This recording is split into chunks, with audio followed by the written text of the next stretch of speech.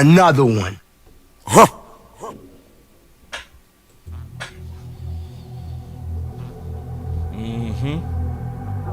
So say good night to the bad guy. Come on. Man, we not bad guys today. We not bad guys today, bro. Got some good news. Everybody getting ready to win, bro. Everybody getting ready to win. I'm excited to talk about this. So we got some clues up in here, man. And shout out to my brother Lou. Shout out. I gotta say it. All that work that boy's been doing. Like, you know, look who did a lot of the work on the graphics. Not the graphics, just the data. You know? And how all of this is getting ready to come together. So me and Lou finna break down some parts of the press conference and just kind of spell it out, right? That I'm almost certain a lot of people miss. And I'm gonna start off with this, bro. What did you think about let's start with real quick, just since Clarence didn't ask. Scott, Skyler Dixon with the AZ's running back position. I don't know, would you agree that it's kind of tilted sort of league-wide from running back by committee days, maybe a little bit back toward kind of a bell cow back? And how does the pass catching component of a bell cow back, how big is that maybe compared to how we all sort of think of bell cow from the old days? Yeah, you know, I think honestly, as I look around the league, I think it's different in different places. I think there's different philosophies for different coaches and different teams based on roster makeup. You know, there's nothing that would make me and the offensive staff more ecstatic than for Jaydon to take the step that we hope he takes because of the 1-2 punch that he and Javonte could potentially have, and Jaydon's ability to hurt you catching the football out of the backfield. I mean, that's a dimension that we not didn't have, but that we didn't use as much because we chose to throw the ball to CD and George and Fergie and guys like that. But let's pause. Let's talk about that. Mm-hmm. Yeah. Let's first talk about that. Okay. Where he first talked about, you know, and he mentioned Blue, especially catching out the backfield. Yes. Right. And taking the next step. So, because we finna break down all the running backs, but we also break down what he's saying about the running backs, showing that everybody getting ready to win. Yeah, he's saying that, like, that's some of Blue's strong suits. Like, that was what, honestly, that's what everyone was saying when it came out of Texas Longhorns. That's what I was trying to say. Like, he's a matchup nightmare. I literally put it on my thumbnail. Yeah. You know what I'm saying? Like, I was literally, for like the bigger linebackers or just linebackers in general, with his background being a former receiver, you know, he poses a unique threat in that regard. You know what I'm saying? And he's basically saying that in a normal, like, built offense, you know what I'm saying, from the past, if we didn't have the weapons that we have on the outside, Jaydon Blue would definitely had a bigger role off bat, but he's going to incorporate that more because that's an element we did not use last year. Right. Which, because we go obviously talk about Shotty's type, but this is one of the press conferences that really showed an openness, a massive openness to Blue, to me. Like, he really started expressing a real openness to Blue to me. But I also think he's being cautious. Let's keep going. Yeah. I do think that it's different. When we were in, you know, Los Angeles or San Diego, now Los Angeles, you know, we had a pretty good running back by the name of LaDainian Tomlinson who was the bell cow and could score catching, throwing, some throw touchdowns, running. But we also love Darren Sproles. And so it's like, again, if you have that guy that can do it all, but I do think that there's merit in having multiple people that can do different things because of the punishment that position, you know, takes on. So there it is again, where he's thinking multiple guys. And he's doing this versus the bell cow because he's asked about the bell cow. And see, also, isn't that something that the bell cow is coming back? I ain't gonna get on that. I'm gonna take it back to us. But see, the league is trending in a different direction, and I think a lot of people still think it's a passing league. They still think it's a lightning back, thunderback league, and it's switching, y'all. It's switching. Yeah, it's definitely switching. Definitely switching. Like, and it's this league is just trends, and I think it's easy to follow what's winning or what a team does, and we like to highlight that. Like in the NBA, like when Steph came in shooting, we think we can shoot too, and now like we want to devalue some positions so we can shoot. So you know what I'm saying? That's just what it is. Sometimes you gotta get your ass whooped so you can learn your lesson. That's what it Yeah, sounds like. yeah. Let me see if I can find this Mike Marks. If I can find that Mike Marks, boy, we finna be. Y'all give me a second, man. I'm trying to find my boy Mike. Cause see, I wanna stay with that trend talk real quick. Hold on real quick. Y'all give me a second. Cause I found the B-roll. With the clip. Yeah, I'm trying to find a clip. I know a clip you finna bring it up too. Yeah, go ahead and talk about it. You already know where I'm going. Yeah, it's the trends of the league. Like, splattering. Like you can't run your personnel groupings. This way we say, that's all. That's the biggest battle. I think a lot of people don't really get. What I mean by personnel is like how the linebacker has really changed from era to era. Like the linebackers of the 70s is different from the ones of the 90s or the 2000s, and definitely the ones of the now. And he's saying how he would curate his punishment to defenses will be based on that position. And now we're in the league. If you go back, like in the 2000s, you had guys like what's the linebacker from the Buccaneers? Like what's his name? Derek Brown, I think his name, for the Buccaneers. They won a Super Bowl with him, 02. And you had guys like, or the 2010s, you had Luke Kuechly. 2000s, you had Ray Lewis. But now the guys who are top of the league is a guy like Fred Warner. You know what I'm saying? Or a guy like who's a former safety. The linebackers have gotten lighter, and he's saying he would attack that since they gotten lighter in personnel, running more nickel, he would literally run more power football at them because they're built to go sideline to sideline and not north and south. Let me go. I found it. I'm gonna need you to talk about it for 30 more seconds. I found it. I know you can do it. I believe in you, bro. Yeah. 30 more seconds. I mean, because you do that because like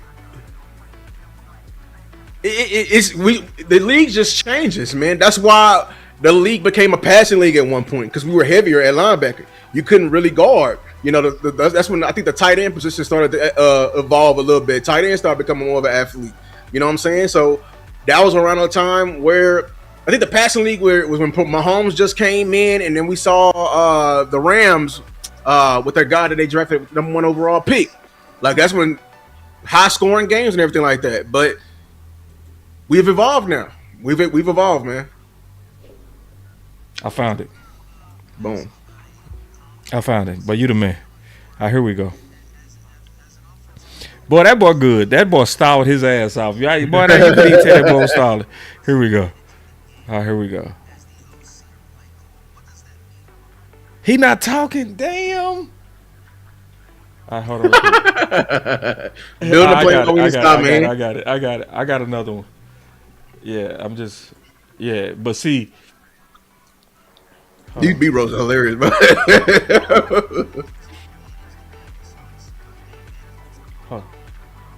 Hold on.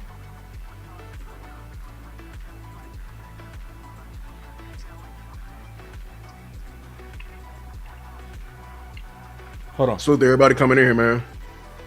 Hit that like button. Y'all coming in here, man. Hold on.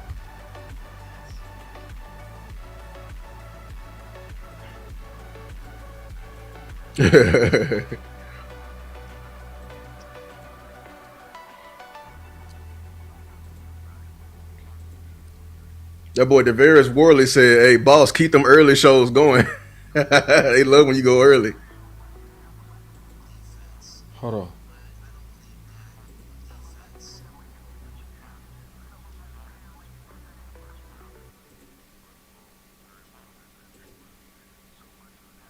I think I think we can hear a feedback from your headphones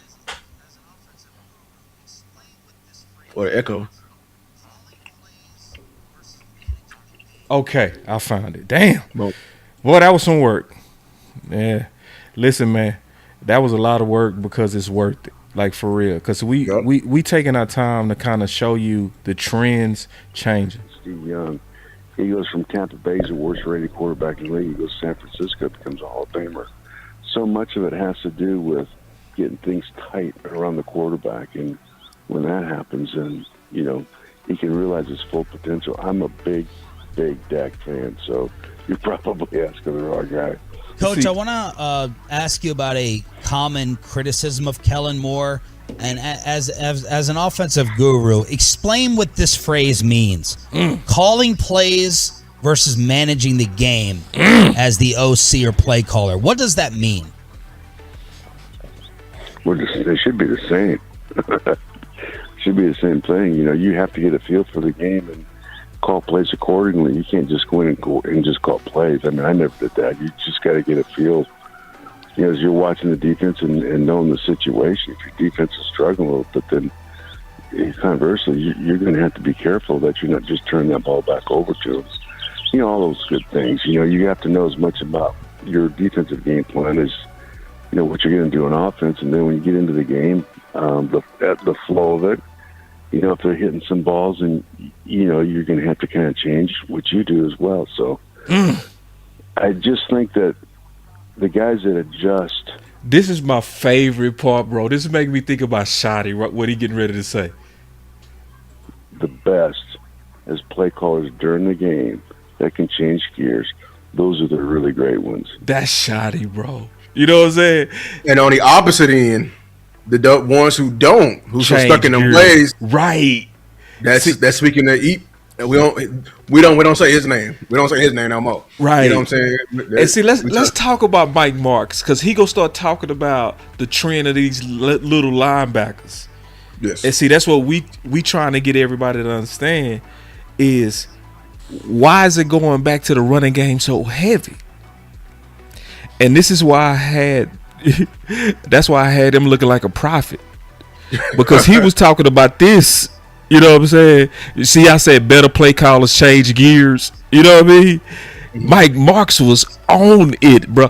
He's the offensive coordinator for the most offensive firepower ever. You know what I'm saying? With the show on turf, it's him. And he was saying the best ones change gears. Because most people think, oh, he's a high octane coach. You know what I'm saying? He like, nah. The best ones know how to slow that game down. Yes. Yeah. You're basically, man, what that means is like, because Bill Belichick always talked about making a team play left-handed. Yeah. Ooh, yeah. So he's basically saying you can, as a coordinator, can you be ambidextrous? Can yes. does the game, do you need to be a front running team? Does it need to be a high tempo team? Can you call a game and still be comfortable when it gets ugly and muddy and they slow a game, play field position, it's a long drawn out game? Because those are the ones, honestly, who go further. Those are the championship caliber coaches. Because in the midst of a season, you're going to face every type of game. Right. Let me go back to Mike. Coach, how would you approach the running game in today's NFL? That's the question. Boy, it's so worth it to listen to this. Because, remember he said this about 3 years ago in the midst of, this is why I called him a prophet. Because he said this when it was a hellified passing league. You remember this, Lou? Yeah. Now, watch what he said. And see, this is also, shout out to Sean and RJ on this, man. They asked good ass questions. It's a good question right here, Sean. Fucking great question, bro. I just think that Hold on. the guys that adjust the best as play callers during the game can change gears. Those are the really great ones. Coach, how would you approach the running game in today's NFL? Let me turn off the music. We got to focus because this is going to get us back on running back. Well, I think they've done a really good job of spreading things out. The one thing that I do know is I watch the draft and everything over the last 10 years. Those linebackers have gotten smaller, looking at more athletic guys. That motherfucker cold, bro.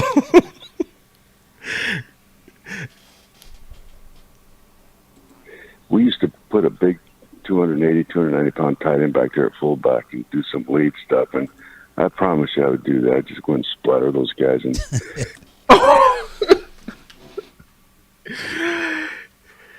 just line it up, just, lead, just, old-fashioned, like, power. That's what he's saying. Old-fashioned power. See, now, but he's attacking the trend of the passing league. See, the passing league created smaller linebackers. Mm-hmm. The smaller linebackers are bringing back the running game as well as edges. So elite edges and smaller linebackers have brought back full circle the running game. I'm glad you said that part, that elite edges part, because that's from Connor Raleigh. Because he's saying the edge play in general, like overall, like not just the elite ones, there's so many, dangerous ones. That's what they're basically saying. Yes. That's affecting the game. Yeah. So we actually have a chance if we go ahead and accept the power back shoddy Marty Ball with the offensive line. With the offensive line I'll pause right there for dramatic effect. With the offensive line that we have mixed with power backs, that's the unique thing that the Dallas Cowboys have that can't just be duplicated in a year. Right. And he's speaking from experience. You know why he's saying it, right? Because during his era, it was the big burly linebacker era. And he had a high power offense, right? Right. Crazy. Boy, give that ball loose. So he was able to attack matchups because you got bigger, you know what I'm saying? He was ahead of his time. Yes. So when everybody was yinging, he yangs. And when people yang, he yings. Like in the NBA, when it was a big barrage of 3-pointers, it was that one team who came in, who yang, which is attacking the hoop. Yep. You know why?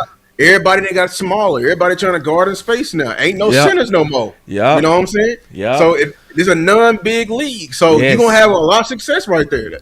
Right. And see, let me show how right Mike Marks was. This is what Shoddy said. Check this out. Hope this is the right clip. I think that's it.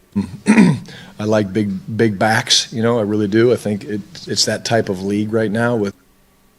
Mm-hmm. And see, Mike Marks was talking about this 3 years ago.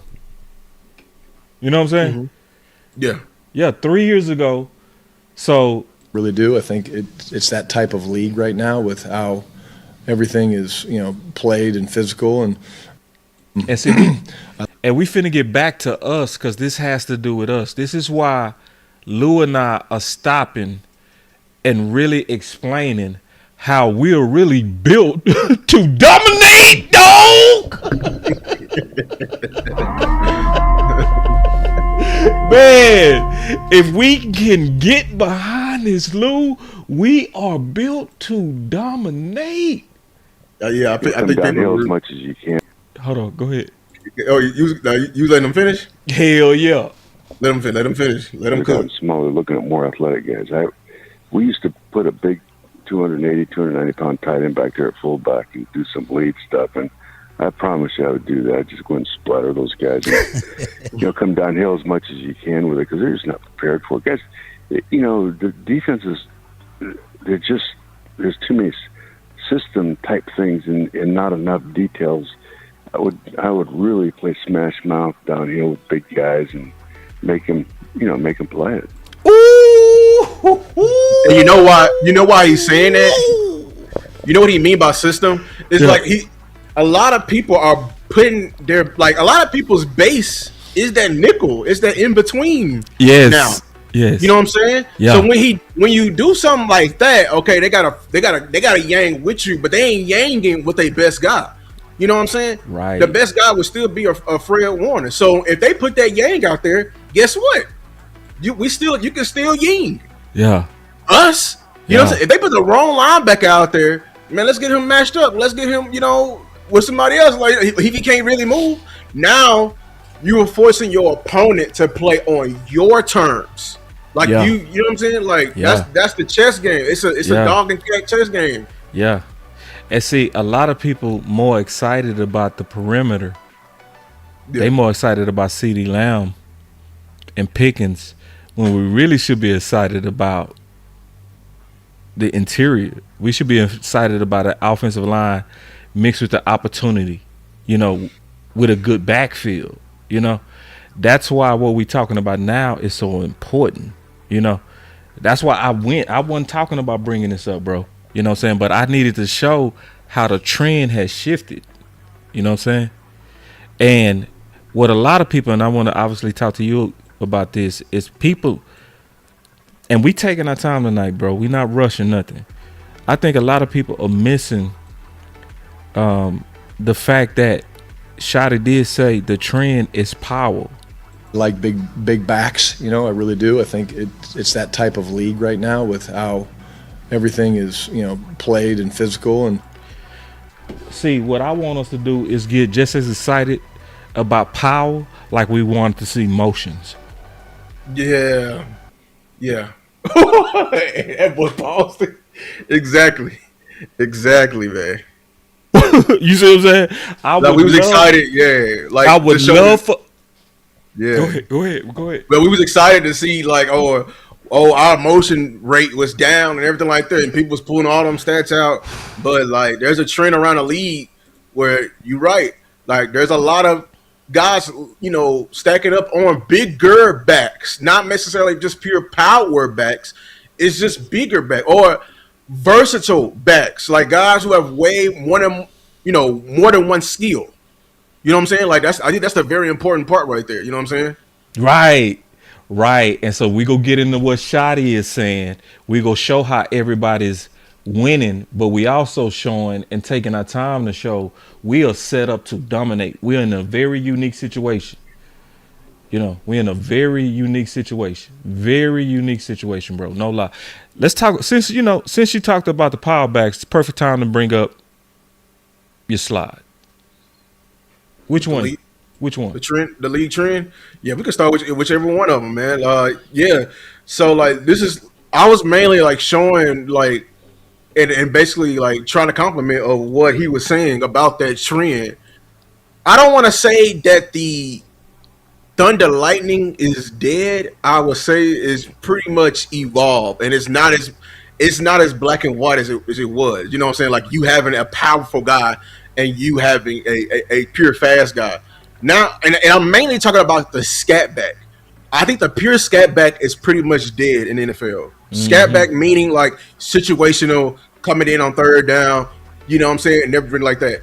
I think everybody who's a scat back right now has another skill that makes them dangerous. So you might think them like, you know them as like speed being one of their key, you know, overarching like skills, but they really are more complete than you think. Like when people say like a Jahmyr Gibbs, there's a clear difference, not just like ability in terms of like amount, a clear difference between a Jahmyr Gibbs and a Jaydon Blue. Yeah. Like, you know what I'm saying? Like Jaydon Blue, I think he's a more situational type of back than a Jahmyr Gibbs. Jahmyr Gibbs is proved to be more, what's the term he was using? Bell cow. Yes. Somebody who, you know what I'm saying? Somebody you put out there, you know, yeah, it's a threat of him catching out the backfield, but he can also take it inside. You know what I'm saying? He can also, you know what I'm saying? Like, what the fuck? Yeah, it's crashing. Go ahead. Don't let it distract you. You know what I'm saying? Like that. Hey man, I ain't never seen you freeze like that, bro. I ain't never seen you freeze like that, bro. You ain't supposed to freeze. I was like, no, what's happening? I was hoping we ain't on. Hold on. That boy Lou said, What the fuck is that? What the fuck is that? I ain't never seen you just go quiet like that, but you supposed to just keep talking like shit ain't happened, bro. But go back to that slide, because what I'm trying to say is like everybody in a league. You look at these lists, man. Like, I just want y'all to tell me, like, and I'm just talking about the main stable, because that's who's spilling the RB2, who's getting the carries behind it. I don't see any like pure, you know what I'm saying, scat backs anymore. You know what I'm saying? Like these guys are way more complete, or closer to being like a slasher, which means they got speed, but they can go inside. They can break a little tackles. You know what I'm saying? Like that. The closest thing is probably Chase Brown with the Bengals. You know what I'm saying? But like he's a lot more dangerous. I would say, in my opinion. But you are seeing more. You see a lot of that red, right? You see a lot of that. That power type, that power archetype. That's. So Shotty is not lying when he's saying that, like, the power side of things, the bigger backs type of things. Everyone is pretty much loaded up on that for a reason, and I think it's because everyone is having a CEO mindset. Because this type of football is delayed gratification. Yeah. Yeah, and see, you be talking so fast, bro. I know. Hold on, that boy be talking so fast, man. Y'all better clap it up for that boy, Luke. That boy say delayed, boy. And see, I know what you mean.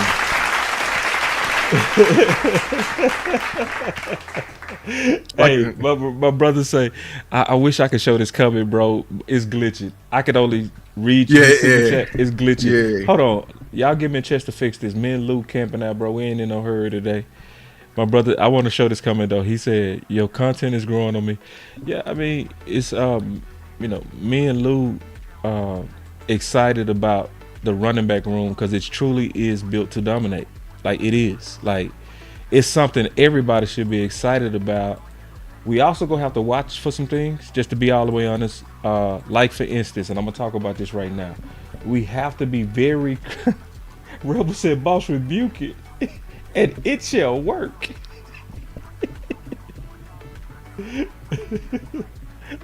I can't stand. He said, "Rebuke it." She said, "Rebuke it, and it shall work." Man, she hilarious, man. I fuck it. She crazy, bro. But so, and I appreciate the super chat, man. You got entered into the next raffle. I appreciate it. You got 2 raffle entries, brother. But going back to what we were saying, bro, let's talk about like the trend. Yeah, and I want to talk about Blue. Okay, yeah. From this standpoint, I want to talk about Blue because I do understand the demand. I get it. So I was saying this on my last show that I did, that a lot of people that want Thunder and Lightning want it rightfully so. It makes sense. The last thing that you saw that was dope was Pollard and Zeke, right?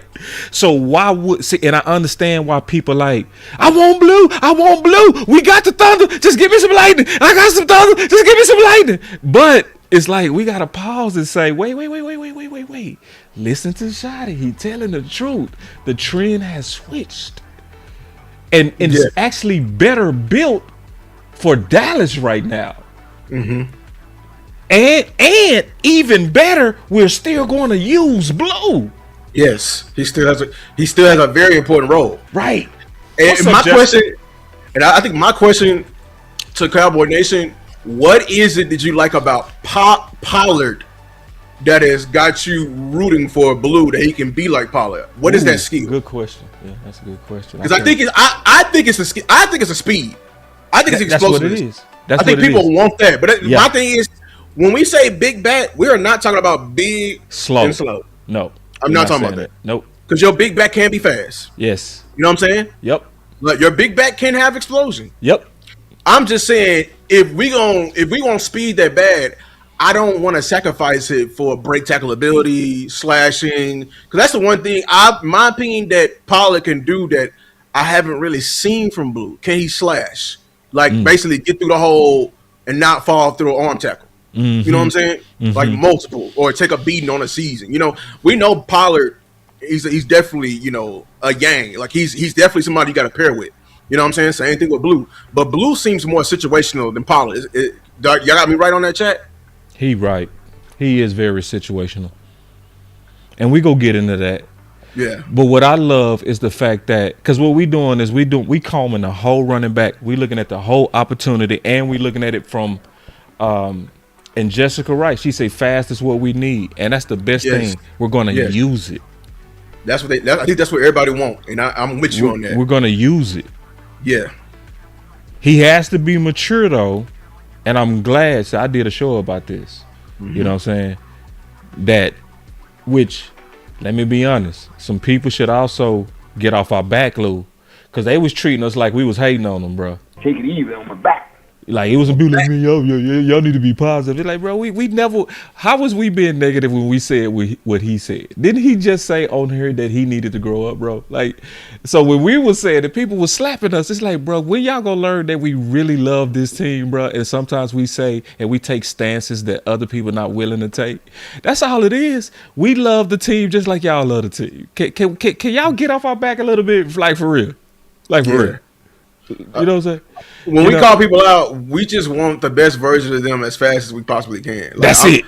I don't take it easy on my back. I know you got development, but I don't need development right now. I want to win. I want to win. I ain't got time to wait, bro. I ain't got time for character. I want to win. Yeah. You know what I'm saying? Yeah. So I'm gonna say it on the first day, but before and not wait till after the season. Yeah. Like, until the chickens come to roost. No. Yeah. Yeah. I want to catch them before they roost. Yep. And so let's keep digging through these opportunities, bro. Because, I'm finna switch the vibe too. This the vibe I want right here, man. See, the more we talking about this built to dominate, bro, you know what I'm saying? It get me excited, bro. Cause see, I have a feeling this running back shit finna be stupid in a good way. Hey, turn down your headphones, cause I think I'm hearing the echo. My headphones? From me. Let me see if it's me. Let me see if it's my headphone. It ain't no echo, bro. It's you. Am I better? You I can see the echo. You never had a problem. If y'all ain't hear the echo, I'm gonna deal with it. That's all. Yeah, you got to deal with it. It's you, bro. They ain't hearing it, bro. I promise you, it's you. Yeah, I'm ghetto. Y'all let me know if my boy ghetto headphones is it? Yeah, Is it ghetto headphones or are y'all hearing the echo? Because I don't hear no echo. And my girl Jessica say, all for one and one for all. Yes, indeed. Yeah, this running back stuff it'll be dope. All right, let's keep going, bro. We got some good stuff to talk about. And so I think that's where, you're going to have to play a second and third running back throughout the course of the season. So it's see, see. So what we not gonna do this time, Lou? We not gonna make it a either or. You feel me? We not doing that. We not doing that. This is not an either or. It's all. Can we say that? Yes, we need them all. Yep. It's not an either or, bro. He just told you we will have to play a second and third running back.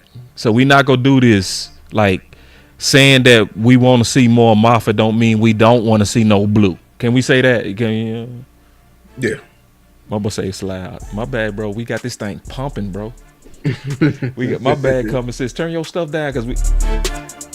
Yeah, man. Pump that thing. You hear me, man? Cause see, we talking about dominating in the backfield, bro. Listen, bro. When me and Lou coming together on some great news, you better celebrate. Sure. Yeah. Boy, when me and Lou coming together, bro, and we over here like, hey, bro, listen. You can't filter this out. You can't filter out this content. Nah, you can. This is good shit. All right, so he just told everybody, bro, we gotta play 2 and 3. Yeah. We got to. So we not gonna make it this year no either or. We gonna be real, but we ain't gonna make this an either or. Nice depth, and that's what we're trying to develop with Jaydon and Phil and Malik Davis and guys like that. There it is. Real quick, just since there it is. So, and why? Why are we doing it? Why is that important? What's the problem? Hold on, real quick. Now, my boy Paul said. Wait, hold on, what he said? My boy say, I'm glad you said that, boss, because I was thinking you didn't like Blue. Take it easy on my back. Nah, bro, I ain't got no problem with Blue, bro. Shout out to Dad Yoda for the $10, man. He said, keep up the good work, young man. Appreciate it, man. I appreciate that, bro. Appreciate that, y'all. He gave $10 over here too. Now let me see. Listen, man. See, me and Lou had a talk today. I'm gonna tell you what happens. And me and Lou was honest with each other. what happened is, being football people, It's the coach's spirit. yeah, it's the coach's spirit. Like, we so used to being direct because that's how the game is. Coaches talk to you direct. They tell you playing like ass, you playing like shit. That's everyday talk. But then we bring that same type of passion into the content space, and sometimes you talking to people like that ain't never played, and we be over here and be like, I was like, it's us, bro. I'm gonna tell y'all a story. Like when I was in high school, I think junior year, I was trying to switch up my swag. I was trying to stand out. Yeah, which is rule number one you shouldn't do as offensive lineman because we supposed to all look the same. I know. I put on some red sleeves or some sleeves my brother got. Oh Jesus! And I messed up on a play. I think I gave up a sack, something like that. Oh, with some red sleeves. There's some red. I'm telling, and I had it was a forearm sleeve. The coach was like, "You got on them damn red sleeves on out there, but y'all can't block a damn thing." I'm like, Coach ain't red, it's teal and orange. Fucking teal and orange and shit like that. Take them damn sleeves off and get it together. You know what I'm saying? Like, right. I dealt for that. Yeah. For like 10 years of my football life, and it only got worse in college. It's right. You know what I'm saying? Because this is your job, and if you mess up too many times, they take your scholarship. Right. You feel me? Yeah. Like, so I think we was giving y'all that experience through a water hose. So when I see Blue wearing the Louis V cleats, and you not suiting up, right? I didn't know what that meant. You drawing attention to yourself. Yeah. You think you above the program. Yeah. It's all about you. Yeah. And I think I was right on that sentiment because like you technically wasn't out for the team. Right. You know what I'm saying? Because like when Malik Davis, it's a competition between me and you. But at the end of the day, we got to root for each other on because we on the same side. You said LOL. You know what I'm saying? Yeah. Or at the end of the season, when Shotty came to your city and he wanted to talk to you for you to get better, and you technically like he was hinting at you, denied it. Like stuff like that irks me because like, bro, this is my team, bro. Like stuff like this, dog, it's just holding back. This is an important position, so it comes off as hate, but it's just really like that coach's emotion that we got all them years, bro. Yeah, that's all it is. Is we was bringing too much player coach emotion to podcasting. That's what it was, So now, kind of people seeing the spirit. Our real spirit about this is not as bad. And then, because people you hear me talk about Blue, I was on his ass, but I was on his ass only because I was seeing the immaturity and I was just blunt and direct. And so it could come across when you blunt and direct like I don't like somebody. That's why I started laughing at what Paul said. No. As long as Blue turned the corner and matured, bro, that's a brother, that's a little bro, you know what I'm saying? That's a dude that I pray is amazing, that goes crazy. I hope he just tears the league apart. But I'm also gonna speak honest. That's what people should want from us. And Lou and I go take stances. That's what we do. We take a stance, and people sometimes not used to that. I wanted to talk about something that can lead us in a direction before we go back to Blue, because we go talk about all of this. We go get into this in a lot of detail. Because there's a lot of great things that's going on, but this next subject that I'm going to kind of pull up is going to highlight kind of the background of what we think Shotty is getting ready to do. And I want to kind of talk to my brother Lou about this. So I did a show this morning. People said they loved this video. It's doing pretty good numbers right now. Mm-hmm. But I felt great about this, bro. And then you go hear Patrick actually talk about this, bro. and I said this morning. Everybody that kind of knows my channel knows that I got a saying that I don't drink Kool-Aid unless it's measured. It's a big thing for Boss Cowboy to actually say publicly that he drunk Kool-Aid. Listen, I do not drink Kool-Aid without first measuring. So everybody know that's my saying. That's been my saying. I don't drink Kool-Aid unless it's measured. But Patrick knows C is like that, I would say times 10. You know what I mean? Where he's not going to take a stance on something unless he kind of feels strong about it. You know what I mean? Right. And he asked Brian, and I'm going to play the clip about the cop back, which is like the lightning back, versus the bruiser back. And he talked about physical redundancy, right? which is going to what we gonna talk about with Shotty Ball. That's why I'm leading up to this. Mm-hmm. But this is the best part, Lou, and I'm gonna hand it to you and let you run it on home. He said, "I'm not surprised to see Mafah being tested at RB1 on a Williams-less day." Go ahead, take it. Yeah. Where do you want to go with it? Like, because That's like the power back, because that's clearly when he talking about the redundancy, right? And not being surprised about Mafah, because he's talking about a type. So he talking about a big back, basically. yes, Like, yes. you know what I'm saying? And see, that's why I got at the top of that tweet, a hammer? And I said, better listen up. Shot it like big backs. Those who pay attention already know. And then he quote tweeted me and he said, he literally said he likes big backs and he cannot lie. You know, we going back and forth having fun. Yeah. But at the same time, he's also speaking on that like, yeah, bro, that's why I said I wasn't surprised to see Mafah. Mm-hmm. So basically getting into Shotty Ball, which, you know, me and you been doing a lot of content on this. Like, you've done a massive amount of work. And then I did a show on this, and I talked about the massive clue that he talked about 2 press conferences ago. And that's why I got Mafah and Williams on this picture, you know? Yeah. Because it's a physical type. All right, take it. Yeah, so this is 40 years of history. Yeah. And it's no longer coincidence. No. It's a science. Yes. You know what I'm saying? Like, it's a method behind this. Right. Shotty is directly like his father. Yep. And I understand, you know, when we say the big back, it's mainly the physical attributes. Like we said, 5'10", 5'11", 6'1", you know, preferably 210, you know, and above. You know what I'm saying? Yep. 215, you know what I'm saying? Like, guys who have a little bit of girth to them, you know what I'm saying? Yep. And this is spanning back. But the reason why, like, I know, like, when you hear redundancy, like, why we got to have 2 of these backs? Well, in order to understand these guys, you got to understand the why behind their scheme. Right. You know what I'm saying? And that's why, like, whenever you get to know somebody's scheme, it's more than just the X's and O's. You got to understand what they're trying to do. Right. And that's why I said with this is delayed gratification. Yes. What they're trying to build. Ooh. You know what I'm saying? Their offense is not something that's going to be. I don't want to say it's not going to be pretty, because I think it's pretty. You know what I'm saying? I love it.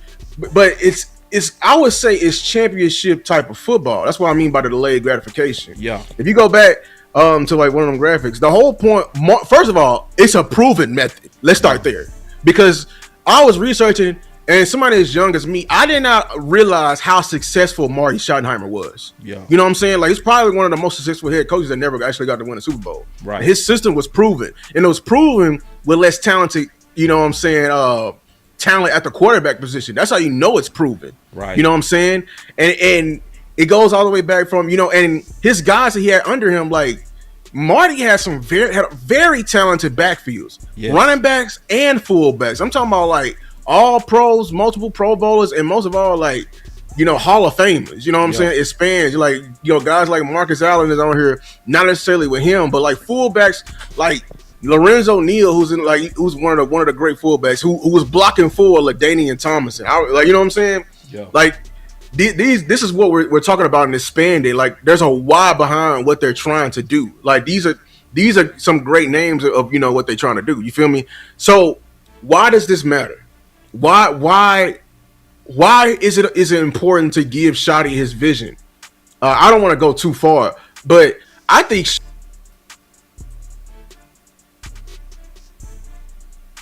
he gone. He gonna come back. But that boy looked like he was finna cook too. He said, "Why do we need to give Shotty his vision?" I'm gonna go ahead and answer that question. I don't know what he was getting ready to say, but we need to give Shotty his vision because, the thing is, it goes back to what Lou was saying. You got to know the why. To my opinion, the why behind these type of running backs is because you want to basically wear down a defense. You want to punish a defense. You want to grind on a defense.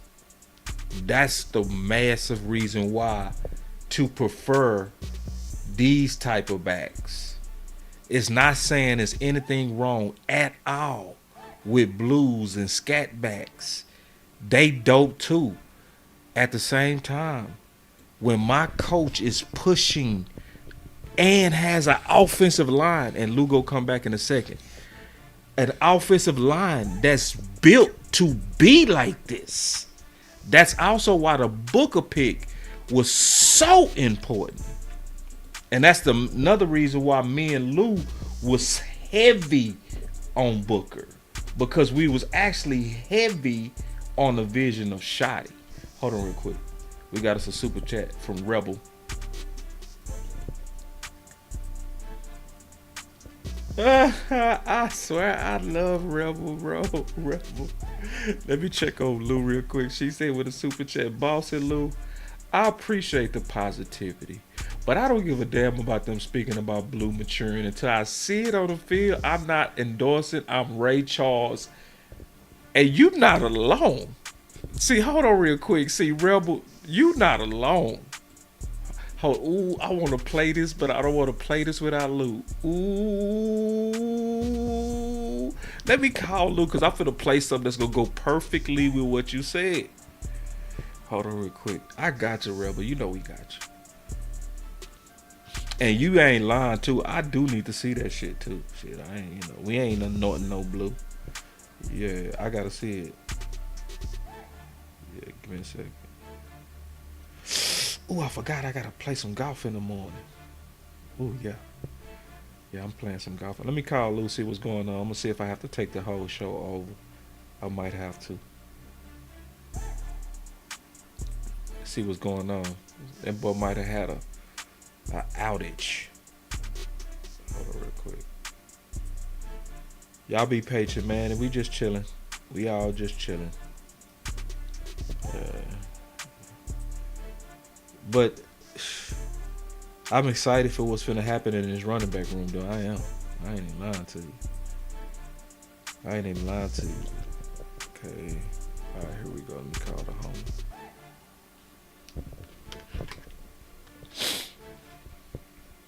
I'm back. Jesus Christ. What happened, bro? Bro, internet just went out randomly, dog. Like, bro, I paid the bill. Jesus. That shit be pissing me off, dog. I spend too much money a month, bro. I want my money, like, dog. You know what I'm saying? Where were we left off, bro? Shit. We're on the freaking presentation. Go ahead. Nah, bro, I'm right here with you, bro. We was talking about this backfield, and you was starting to get into why. Oh yes, the delayed gratification. Y'all see how I be paying attention, boy? I be paying attention, boy. My boy came back and boom, let's get back on it, Lou. Let's go, man. Finish, bro. Let's go. Yeah. So like the whole point of Marty's and Shotty's game is they trying to wear you out. Yeah. Like wear you out for the rest of the game. Yep. So like them 4-yard games, by the time it's the fourth quarter, them 4-yard games that they was getting pop, turning to 8-yard games was pop. You know what I'm saying? Yep. And it gets even more dangerous later in the season as the elements come with it, because that's a lot of power to constantly be dealing with. You know what I'm saying, on a day-to-day basis. And that's why it's important to not have just one, but have a stable, have a hammer. You know what I'm saying? Right. I think a lot of people, what they want with the Thunder Lightning, they want the speed or the pure scat back to be a jab. But the Schottenheimers, they want their jab to be power. You know what I'm saying? And they want their uppercut to be the speed. You know what I'm saying? That's all they know, because they want it more rare. And then I think you was talking about, if you go back to the offensive line of Marty, that's why like him picking Booker, it went out in the ordinary too. Listen, you wasn't even here, bro. You was gone. True or false? Yes. He was gone, and I said that as you was gone. And we didn't notice when we was pushing for Booker. We was just hearing his words. We was hearing him say what he wanted. If I would have saw this before the draft, I would have been y'all in the draft, bro. Like, for real. Hold on. Hey, I got something to go with what you said too. I'm gonna need you to stall for me while I pull it up. just as talking about the offensive line, shoddy, physicality. Yeah, but I got something that perfectly goes with what you was talking about. Keep going. Because the reason why I made these graphics and I did a whole show on it, like he talked about looking at his dad's old playbook. I think he had an epiphany. You know what I'm saying? Last season, like, dog, we got like one of these gangster middles that his dad had. You know what I'm saying? We got a backfield that could be potentially like his dad had. You know, so like him looking through the playbook, I'm circling 3 positions. I'm circling your 3 interior. Yep. Because Marty coached one of the best guards of all time in Will Shields for the Kansas City Chiefs. Hey, they got film of him flattening and pancaking Ray Lewis. You know what I'm saying? Like you know what I'm saying? Yeah. And then I'm circling the fullback position for the Dallas Cowboys and Hunter Luepke. You know what I'm saying? Because and Shotty did mention this at the early parts of the offseason about the evolution, about doing more split back. Because like I think this is the last chance we're gonna have. We keep saying, oh, they're gonna use Hunter Luepke. Like Hunter Luepke and what Marty did with them fullbacks, man. Like you said it. His superpower is that lead blocking ability. Like yes. And we ain't saying like use him every down. I'm just saying you need to use him. And I think one of Marty's best offensive lines ever was that San Diego offensive line. They damn near had the whole team with Pro Bowls. You know what I'm saying? They was just dogs. They went number 1 in the entire league, 14-2. Had a number 1 offense. Man, they got paid that LT year, and they had just a Hall of Fame running back like that. So like I'm circling the 3 interior, fullback, and running back 2, because or just running back stablers in general. Having that. This is all about getting and the DNA that we're built like. We have done too many things that actually check off the boxes of what Marty did in his heyday. Like Marty was running the AFC, y'all. I hope y'all understand it. Like y'all older than me. Y'all should know he never won nothing, but Marty was over there. His system was effective. So he wants that double hammer mentality that he had like his dad. And honestly, and I said, I think we built to actually make Marty Schottenheimer's system work, like actually win a Super Bowl. Because we have the 2 things, not one thing. We have the two things that Marty Schottenheimer never had, and that was some gangsta ass receivers on the outside. Slow down, because this power mentality football, boy. With a CeeDee Lamb and a George Pickens to be a counter, that's how you get the Eagles beating the crap out of the Chiefs in the Super Bowl with a Mahomes on the other side. Like, you know, a lot of people don't give them credit, but we know what carried the Eagles team to the Super Bowl. It was that similar, something similar to this system right here. See, I had to turn off that music because you said something that's so underrated, bruh. See, we not BSing when we say we truly built to dominate, bro. Yes. See, because when you got the offensive line with the shoddy backs, still you're going to use Blue. We go show that even more. But you have the magnets of 2 number 1s that's going to draw light boxes. Too high, like automatically. I don't think y'all understand. Yeah, bro. Now, I got some clips.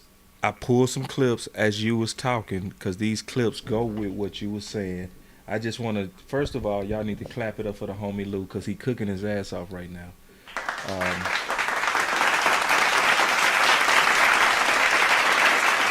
I need to hit a few buttons for the homie.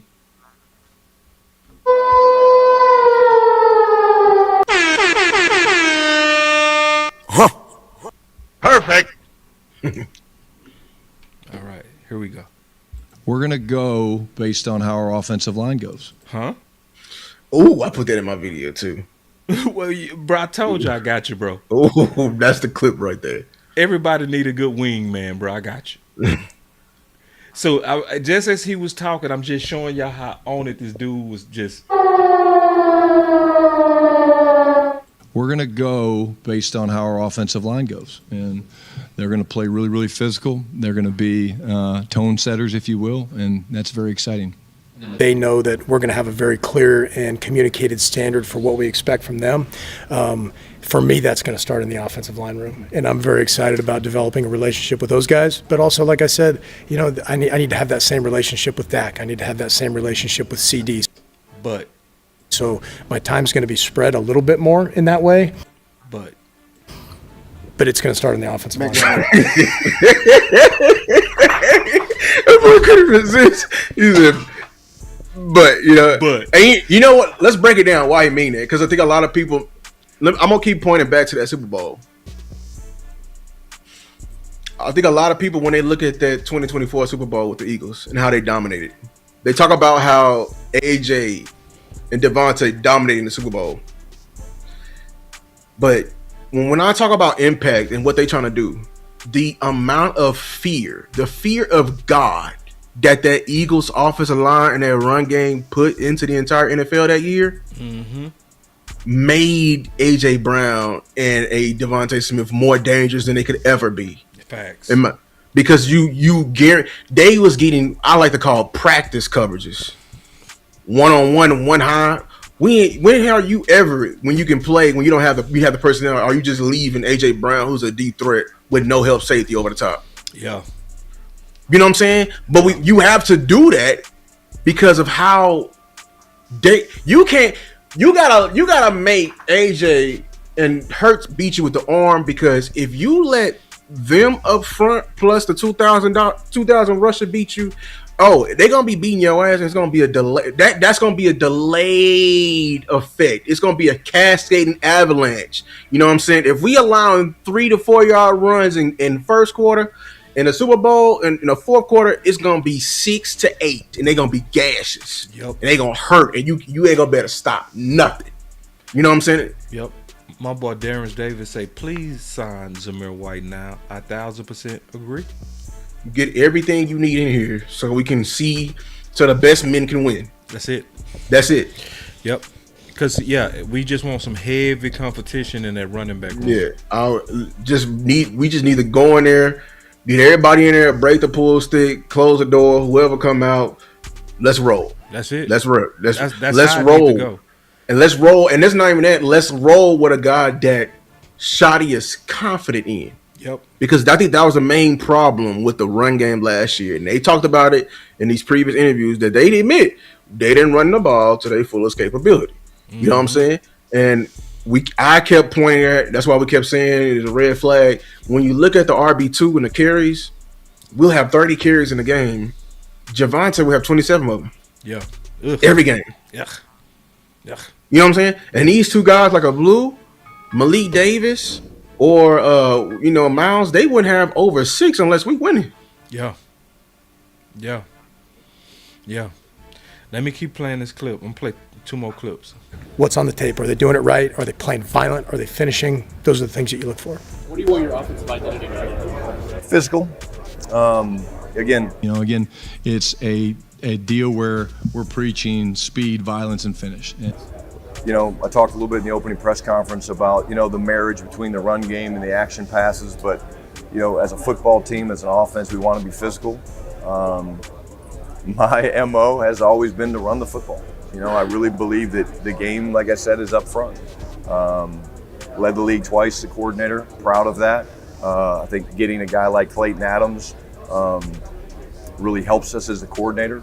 Yeah, I think when you looked at it, we were, number one, thrilled about the young man, the power. Now listen. Now these are the clips I pulled, because remember Lou said we trying to build. You really want to have a dope middle 3, okay? Remember he was talking about that from his offensive line, right? He was talking about. So I'm showing y'all. This is why we breaking this down, how we really are building to dominate, bro. Like, this is no bullshit. Look. What do you want your offensive identity to be? Hold on. The strength. When you sit down and you visit with this guy, he's an alpha. He knows what he wants. He knows how good he is. He knows how talented he is. And I think you look at what you got with Tyler Smith at left guard, Cooper Beebe, and now you add this guy. Oof. Woo! Man, I got you, Lou. All you had to do was preach. I Oh, got you, bro. Man, they don't understand, Bro, no, see, I knew that was gonna get you excited, bro, because I just let you talk. That's all that you do. I just let you talk. I say, just let him preach. Just let him get the sermon out. I'm gonna show that he's speaking Hallelujah. the gospel. Keep going. Hallelujah. That boy preaching, bro. I just let him preach because when I heard you start showing this graphic and you start talking about the middle three, I said he probably don't even know about that clip. You feel me? That clip say man, y'all better. This is why I said clap it up for Lou, bro. I got some. But let me turn off the music.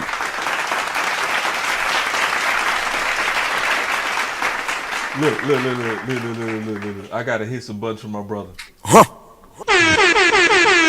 That's the perfect one. That Rick Ross. That's when we talking about the middle. Yeah, that's what we gotta do every time. Yeah, that Rick. Yeah, that's the one, bro. That is the one. See, and so what we really trying to do is we trying to really dissect for the people that follow our channels.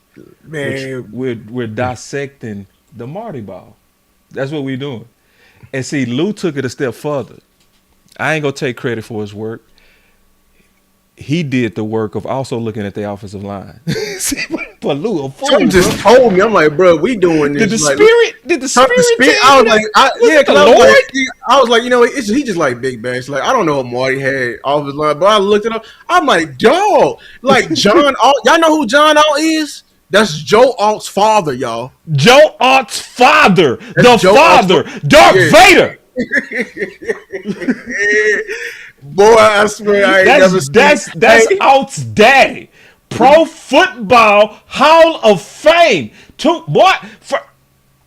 And Will Shields is Ray Lewis, and every linebacker from that area is daddy as well, boy. I ain't never seen every story I've heard of Ray Lewis is a boogeyman story. I ain't never seen a boogeyman on his back, boy. Ooh, until I saw 68. Wait, did you say take it easy on the back? Take it easy on my back. Take it easy on Ray Lewis back, man. I'm telling you that right now, boy. He was flattening them, boy. You know what I'm saying? Yep. And I think the epiphany that Shotty had, and if his dad was really talking to him, it's like, bruh, when you go in that 1 yard line, listen to me, Shotty. Sometimes you just gotta call it, point to the A gap, let them MFers know we finna go there, and let Will Shields know. Point at Ray Lewis, we running at your goof ass, we gonna flatten your shit. It's nothing you can't do about it. You know what I'm saying? Yes. Because it's just you know what our offense is missing? Attitude. Ooh. We missing attitude. Ooh. We get to the 1 yard line and we get a little gimpy. We excuse me. You know what I'm saying? Excuse me. We get a little finesse. The good old day when we had Tyron, Zach, and Travis, boy, we was like, man, we going right at your little goof ass. You know what I'm saying? Like, we finna run your shit over with Zeke. I'm letting you know right now. The play is power right. You're not going to stop us. We're going to get 3 yards. Perfect. You can take your all 11 guys for the A gap. I promise you we'll still get there. We'll still get there. Perfect. And that's what good football is. Sometimes you gotta do the simple things right, and just let your talent shine. But honestly, I think Shotty is this is the setup. That's why he wants the physicality. That's why because he wants the setup, the jab to be deadly. So the hook, the hook and Pickens, the hook and CeeDee Lamb can be unstoppable. You know what I'm saying? I think that's what people need to understand, like, why this is so important. The jab needs to be deadly. The setup. That's all we're trying to do. It's the setup. We're trying to set them up. Everybody know what's our superpower. We got gangster weapons. Yeah, we know that. You know what I'm saying? You know what I'm saying? They're going to come out too high. You want to come out too high? Okay, Booker, BB, and T. Smith. I don't care if you got Dexter Lawrence. I don't care if we got Q now. I don't care if you got Chris Jones. We gonna run through the MFs. You better have 2 Fred Warners. I'm not afraid. We're going to run through you. And if we can get Tyler Guyton, because we still got a gangster in the run game in Terrence Steele. Y'all ain't gonna lie to me on that. If we can get Tyler Guyton going, if we can get 5 gangsters, 5 nasty MFs in the middle, bro, from when we go too high and they want to go in them 5 or 6 man box and we punishing your ass, who can stop us? You know who can stop us? It's us, because we got the button. We got the finger pressing the button, and we ain't pressing that motherfucker enough. That's how we ain't doing. Man, you killing it, bro. I'm telling you, bro. Listen, man, I tell you, y'all better clap it up for the homie, dog. This boy is losing his mind over here, bro. Y'all clap it up for the homie, bro. I told you we got our feet kicked up. We just gonna talk about this, bro. We got our feet kicked up today. Down and you visit with this guy. He's an alpha. He knows what he wants. He knows how good he is. He knows how talented he is. And I think you look at what you got with Tyler Smith at left guard, Cooper Beebe, and now you add this guy.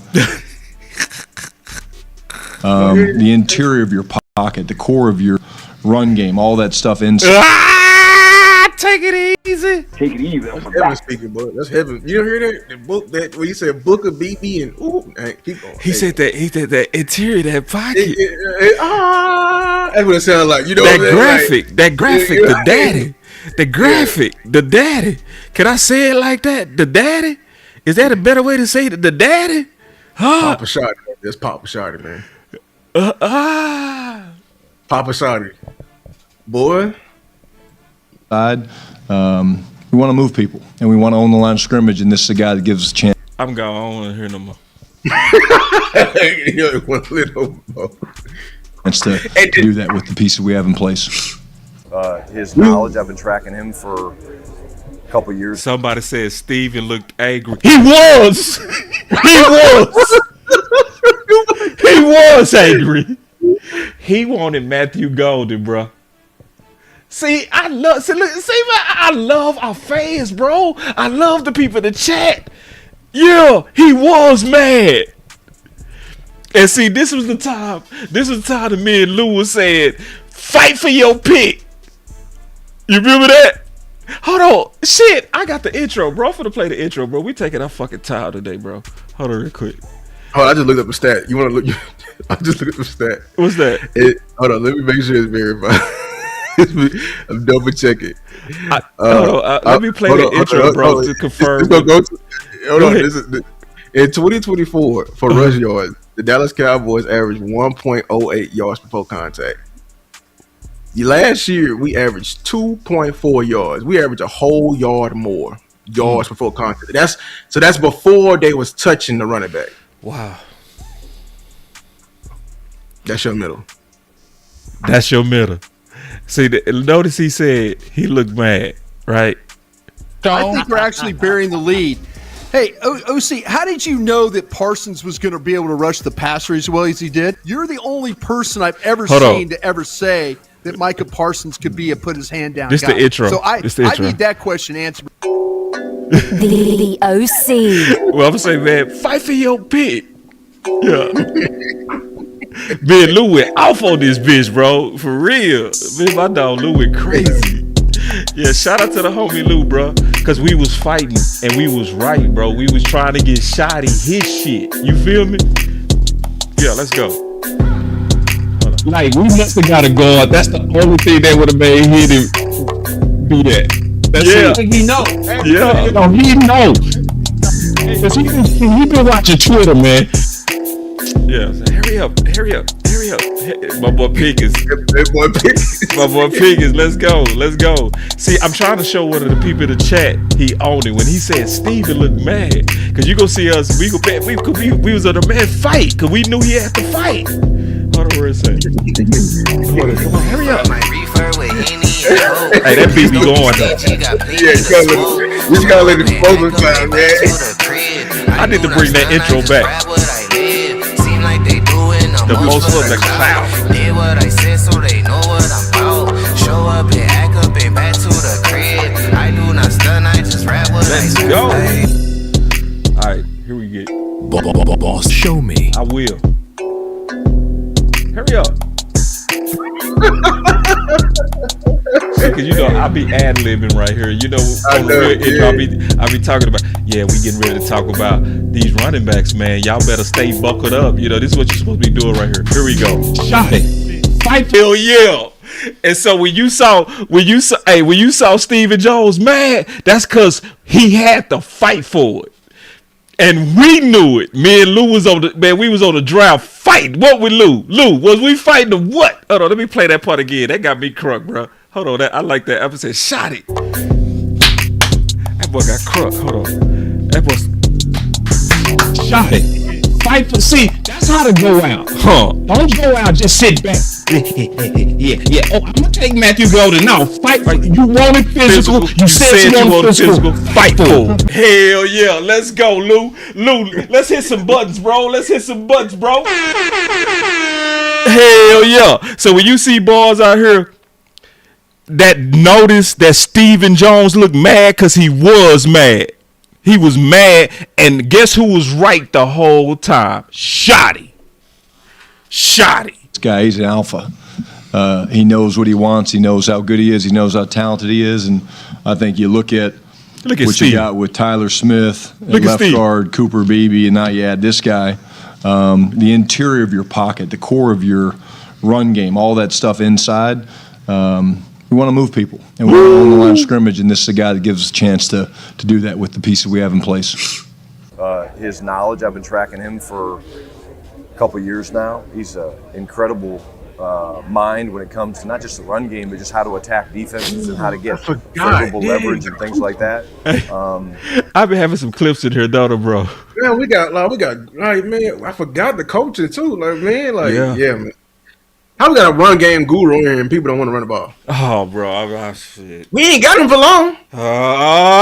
Take it easy. That boy's gonna be somebody's head coach one day, man. And then we're gonna be like, oh man, we should have ran the ball. Y'all didn't want to give Shotty his vision, right? You know what I'm saying? Like, right?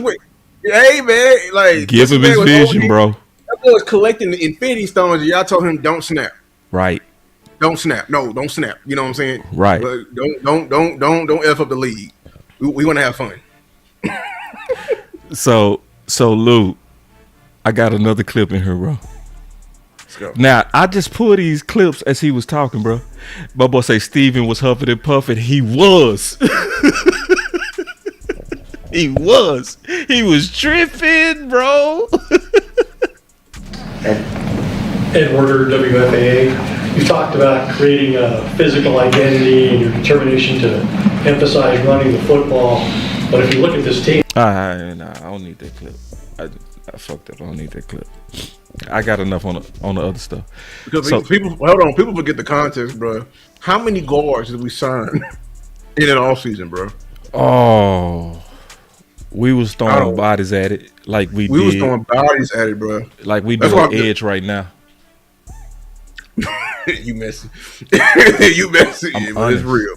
Yeah, I know. Be honest. I mean, listen. If you don't want the truth, man, you got to be open to the truth, man. Just being real with you. Yeah, I ain't gonna bullshit you, bro. It's not intentional. No.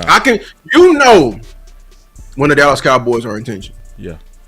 Look at the safety room. That's right. Intentionality. That's right. Look at wide receiver. Intentionality. Yeah.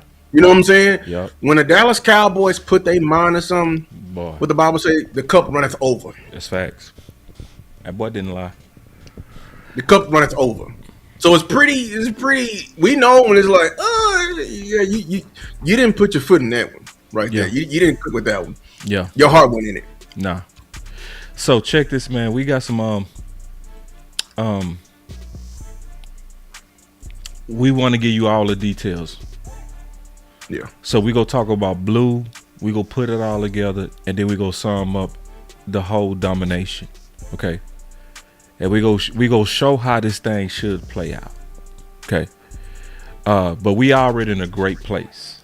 Okay. So let's just we go break down a few more clips, and then we go kind of conclude. But this is a very dope time that we in, but we still got to be careful, and we go talk about that. Patrick Walker, DallasCowboys.com. Circling back to now, this is when Patrick Walker talked about this.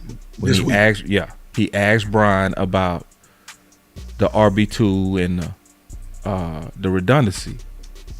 Great question by Patrick. Listen. Patrick Walker, DallasCowboys.com. Circling back to Jaydon for a moment.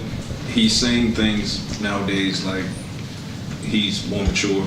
He's, quote, I'm a different person than I was this time last year. He's leaning on the vets, looking to practice and play to the standard. From a coaching standpoint, what does that do for you to see his development in such a short period of time, and what do you feel like he can be in year 2? Well, one, I agree with what he's saying. I think he's come back with a different look on his face. I think he's practicing better. I do think that, as he continues to grow, he's got to understand and realize that until he's the bell cow, that there's going to be other roles he's going to have to fill, whether it's coming out of the backfield, catch the football, special teams. Let that breathe a little bit. I do need to let that breathe.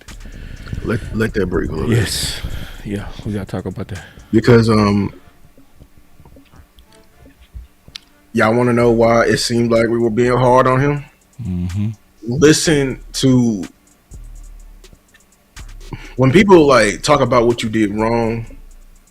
They give examples of that really reveal the whole situation. Right. What he's basically saying, in the main problem he had with Blue, Blue thought he was above the program. Right. Keep going. I think, and that's why we kept saying. This is why, honestly, you know where our anger came from? Our anger came from that. Our anger came from content creators that constantly run the same play. You know what I'm saying, and doing the same type of content, but yet they filter us out. And pander to you for a check, not doing it for the best interest of the team. Right. Because and you can ask Boss, when I go to the Cowboy players and I see them in person, I'm gonna tell them you need to work on because I want you to correct it because it's gonna make my Sunday experience any better. Right. And I feel like what we were doing last year, see, that's the type of stuff. Remember all them pictures what pissed me off about him that we sent him to the rookie pro day. I was saying that was filling up his head. He was a celebrity last year, pretty much. He was untouchable in terms of his name. I'm gonna turn off the music. You're cooking too good. This is why your channel is what? Your voice matters. Literally, what the masses was saying got to Blue, and it propped them up to a degree. Yep. To say that, listen, Shotty, I'm the prize. I'm the 5th round pick. I'm the prize. They saying I'm Tony Dorsett. So treat me like Tony. I gotta pause because you cooking. We just got a super chat. I would not have stopped you if it wasn't for this, because you was going crazy again in a good way. But Rebel going crazy. I sure wish I could flash this on the screen because she killed this comment. I gotta meet Rebel, bro. I love Rebel, bro. Like, yeah, Rebel said, that's crazy. How much time was it between Blue? she from Oak Cliff, bro. Oh boy. You already see where she going? She said, how much time was it between Blue rejected shot of meat until he's matured speech? People don't change overnight. Ooh. Take it easy on my back. I'm gonna give him grace, Angie, but we ain't gonna let that. Yeah. We ain't gonna let that. Because you know what I'm saying. Because there is a chance that he could backslide because he want to play. Yeah, he want to play. Right. You know what I'm saying. Yeah, it's okay when the bullets start flying. That's when we're gonna see your true colors. Right. When the bullets start flying, and as they start deciding starters, first team, second team, bullets. Do you tweet? Do you LOL on Twitter? Do you bullets? Yeah. So, more criticism coming from outside. Is there going to be another coach to speak up? Yeah. Or is going to be another players? Bullets. Yes. You know what I'm saying? Bullets. Yes. You know what I'm saying? Yes, bullets. You know what I'm saying? So he's saying it now. It's easy to say it right now. It's OTAs. We in shorts and t-shirts. Yeah. The sun is nice. And Dallas ain't got hot just yet. You know what I'm saying? Yeah, your tempers ain't flying. Yeah, it ain't. You're not under the lights of preseason. Mm-mm. It ain't that till the bullets start flying. So we do. Yeah. We gonna get to see it. But back to what I was saying, because I don't want to say I didn't want to be right, bro, but what he's saying right now, y'all, that was scary. This man, he basically said he thought he was above the program, like special teams. Get that away from me. Ew. Special teams? Ew. You know what I'm saying? I'm Gibbs. I'm Gibbs. I'm blank on the name. I'm Tony Dorsett. Yeah. Get that away from me. And I'm just sitting here like, huh? You know what I'm saying? And then he probably saw, you know what I'm saying? Like, we was in here condone. It was like, man, Javonte Williams, like, we don't know who our RB1 is. And he over here like, you know what I'm saying? And he probably was in practice like, man, they blowing him dead. He ain't getting no yardage. Javonte ain't getting no yardage. Because we were saying the same thing. He's like, man, we don't know what we're going to do at running back until it was time to play tackle football. Like, actual, you know what I'm saying? So, yeah, that speaks loudly. Like, what he's saying right now is basically the mentality that he had it less than 3 months ago. And he was saying. Another thing that I like that Shotty said is until you the bell cow. I like that he said until you the bell cow, because what that signals to me is that he cleaned his slate. Just like you receive the Lord Jesus Christ into your life, the doctrine then teaches that your sins are wiped. Right? And you able to be restored brand new into the faith. That's how the doctrine of Christianity works. Okay? Same thing with Blue. Is that even though you committed some sins and you had some immaturity and you was tripping, now nobody go come back to me and Lou and say, you know what, my bad, bro. We was kind of on y'all. You know, we was treating y'all like y'all was hating on Blue and stuff. They ain't gonna say, oh, boss and Lou, my bad. They ain't gonna show us no love for being honest and saying what Blue said. But I'm glad Shotty is the type of coach to say, I'm still gonna clean your slate. I'm still gonna treat you like you had no sin, right? And you have a chance to be my bell cow if you show me you're the bell cow. I love that about Shotty, bro, because Lou, me and you know from playing the game, there are certain coaches that once you're in their doghouse, they never let you out. Ooh. Oh my God. Man, every level of football too. Every level of football. Facts. Yeah, keep it moving. But look, Angie said, we gotta read. She like just you had to stop. Angie said another one. She said no. She said no for the $10. She said no grace from me. Yeah. If Pickett's character issues wasn't given grace, then Blue immature issue gets no grace. Sorry, not sorry. I ain't mad at her. Cause see, I know where she coming from. What she's saying is I ain't trying to hear that. Show me. I'm with you. That's my name. I rock with that. I ain't got no problem with that. It takes 500 good interactions to ruin a bad one. I mean, to make up for a bad one. Yeah. So get to work. Let's keep going though, because he cooked. But I love the idea of a change of pace back to go with Javonte, who is just an absolute pounder, bruiser. So when Lou and I saying they are open to Blue, we not lying. He just said, which I've never heard him say, I'm open to that. I like the ideal of it. Meaning I'm not closed off to power backs. If it can be dope, I'm for it. But Blue will have to show it. And he gonna give an example too. Mm-hmm. Okay, let's keep going. You know, a guy that's gonna, score 12, 13 touchdowns every year for us. But Jaydon's a huge part of what we're trying to do, and he's got to do his part, and I think he is doing his part. But that's got to continue. And this is not a knock at Jaydon, but like right now we're not playing real football. There it is. That. See, I'm gonna do a whole show on that. Because I gotta get y'all ready for camp. We gotta get y'all ready for camp. Ooh, when he said that, he said it a couple of times. Ooh.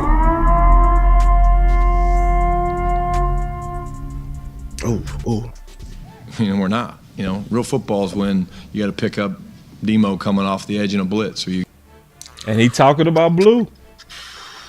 Ain't that what you said? Why we can't?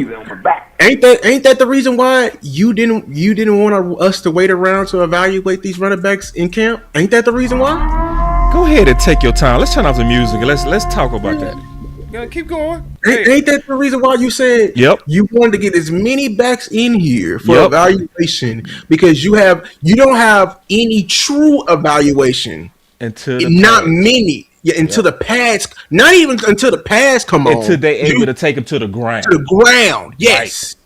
Right. Not thud. Somebody say hit a horn. Go Not ahead. thud. Yep. Thud when you wrap up and they blow the whistle. No. He said until it's full pads, head to toe, Yep. and we can take you down. That's when I can really see the evaluate. value. Yep. You know what I'm saying? In other words, preseason game. And we Yep. only got 3 of those. That's why we got to load up. That's why we should be loading up. This is exactly what Lou and I have been saying. You should load. Because, see, the reason why we're talking about this, because it's a lot of people that like to say, let's wait till we see what they can do in camp. And I kept saying, you can't see what they can do in camp. Yes. Because they can't bring them to the ground in camp. It's not real football. It's not real until you can bring them to the ground.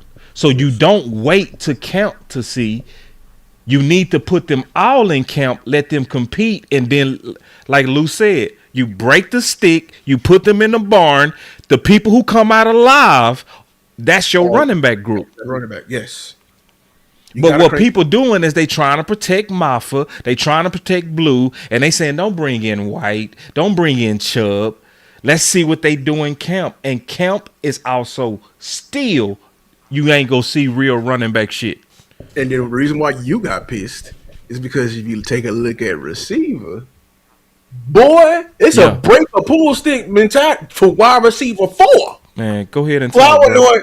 Flower Noy got to fight for his life, man. Yeah, Trayshawn Holden gonna have to fight. You feel me? Yeah. Mingo gonna have to fight. These dudes just went and got Mims, bruh.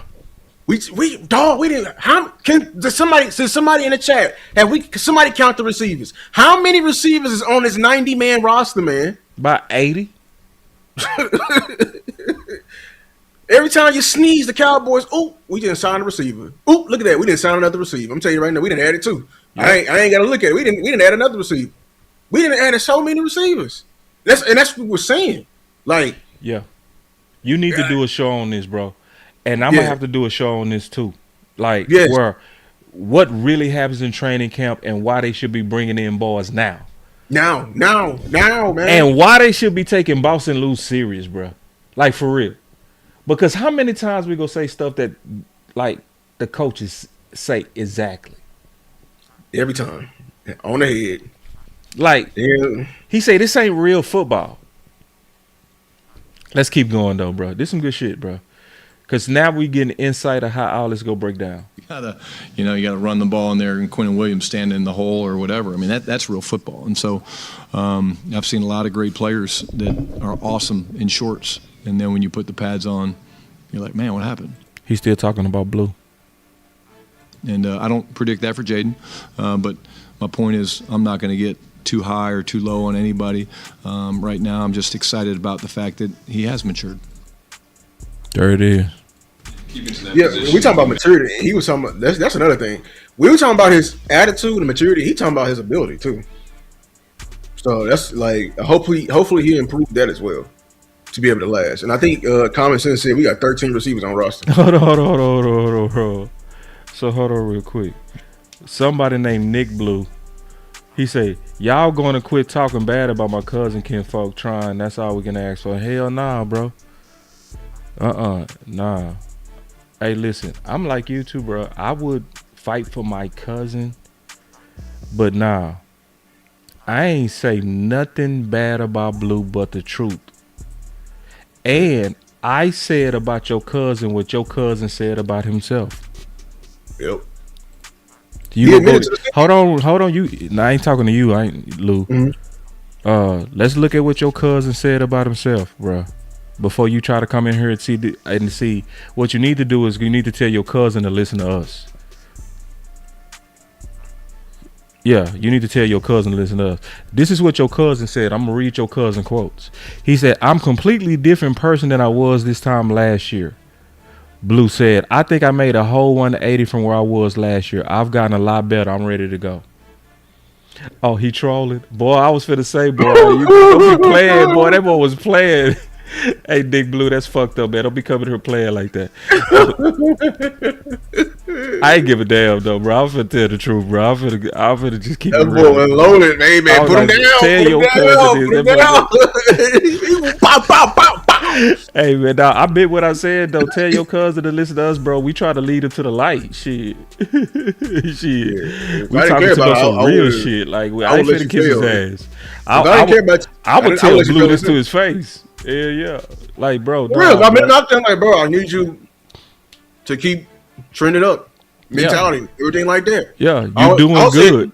You're Yeah. doing good. Yeah, But you're doing good right now. I'm glad you made the 180. But like Rebel said, we gotta see it. Like shit, talk is cheap because like shit, a month ago you stood up shoddy.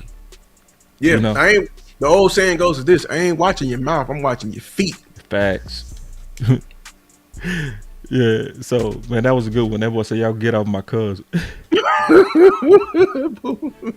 All right, let's keep going though, because he got a lot more. And rightfully so, Javonte is a bruiser.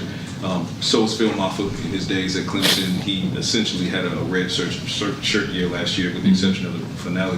What are you seeing from him, and what kind of push can he make to get those reps at RB2, knowing that there's a little bit of redundancy with him being a bruiser? See, that's the redundancy question. See, this is where Patrick asked that question. Yeah, again, I mean, there's certain roles that he might fit better than Jaydon, and there's certain roles that Jaydon might fit better than. Now I gotta turn off the music because we gotta listen to this. Than Phil, but at the end of the day, I try not to have to call plays based on which back's in the game. Okay, that's okay. So no, hold on, pause right there. I did. I paused it. He just told you. Yep. You just found out the why. A big why. Everybody circle that. Circle. When the coordinators, they don't talk in X's and O's. Of what they Botch trying to always do. say, which is one of my favorites, says, "This is going to be on the test, bro." Shotty likes versatility. Yep. That's what he likes. He Yep. does not like being. He don't want to be in a situation when he in the game 3rd and 8 and it's like, oh, who we got out there? Okay, I can't call this because he struggled. He don't like being. He don't like being pinned down. He like having the as much of the playbook to his disposal. Yeah. That he just told you. That's his why. He don't That's want to his- show his hand by the back. or by the personnel. Yep, by the personnel. He don't want to give away that we not gonna really be interested in pass blocking because we got Blue out there. He don't want to give it away. Can I see? Ooh, hey man, hey. Can I tell the truth right now? Huh? You can't handle the truth. You know why? You know why he don't want to do that? We can go even deeper. He got PTSD. Yeah. He got PTSD. So this should tell everybody which back should be favored right now. Yeah. But I'm gonna just let y'all figure that out. I ain't gonna even break that down. You like the flow of the game to come to you as a play caller, so really it's the guy that does the most things the best, and that's what you're thinking. But special teams is a huge part of it, and so when Phil came back late last year, there was things that we saw from Phil. His run instincts are. Now y'all need to listen to this. Listen to this. Are unique. He said unique. He talking about Phil. Okay. All right. So this is about Phil. Listen. They're elite. He said, "Man, back it up. No, go back. Go back. I didn't hear that. I didn't hear that the first time. Keep going. Go back. Yeah, I did. You ready? Yeah. Phil, his run instincts are unique. So first he said unique. Unique. Then he said they're elite. Elite. Elite. Ooh. That's high praise. Yeah. That's very high praise. Exponential. And I ain't gonna lie, it matches what I said on the film. Remember I kept saying when I took another look at him, I was like, bro, he didn't have not one bad run play. Remember I told you that? I called you, I was like, bro, I might not be tripping as bad on RB2. When I did that film breakdown comparison, and I looked at every one of his runs, obviously it's not a lot, but it's enough. Which is even more impressive. That's what's impressive. It's impressive. You tell him why it's impressive. You gave him 3 threes and he knocked them all 3 down. Right. And it's harder to do it like that, especially at running back, because usually running backs got to get in rhythm. Yes. So the fact that you kind of thrown out there and you still in rhythm. The old line don't know it. He was out there having a feel, knowing where the hole was gonna be open, and he ain't never ran. Mind you, he been hurt all season. You know what I'm saying? Right. And like we expect some tripping or something like that, like some type of dragging of the feet. Right. Not nothing hitting the ground running. Right. That boy called Mafah unique, and what else? Elite. So now all we trying to do is break it down. Now when you go see Patrick Walker say, I am not surprised to see Mafah being tested at RB1 on a Williams-less day. Go back to what Shotty just said. His run instincts are unique. They're elite. They really are. And to evaluate him on last year alone is hard because of the shoulders and what he was dealing with, and he really wasn't 100%. But again, another guy that I think when the pads come on, you're going to get a great sense of where Phil Mafah is. That's why we need more right there. That's why we still need more. Yeah, I agree. In this room. Yep. Him saying that. Yep. Them injuries, shoulders. Both his shoulders. And you a powerful type runner. I'll be honest with you. You know what I'm saying? Yeah, we need more. Yeah. And I pray Blue is it. I pray Izzy. Because he gave a Banacana some press, I think it was last week. So, but we need more. We do more. We need more, though. Mm-hmm.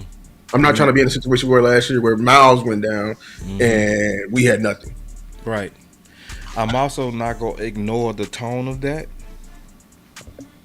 I'm not going to ignore the tone because, see, when you was asked about Blue,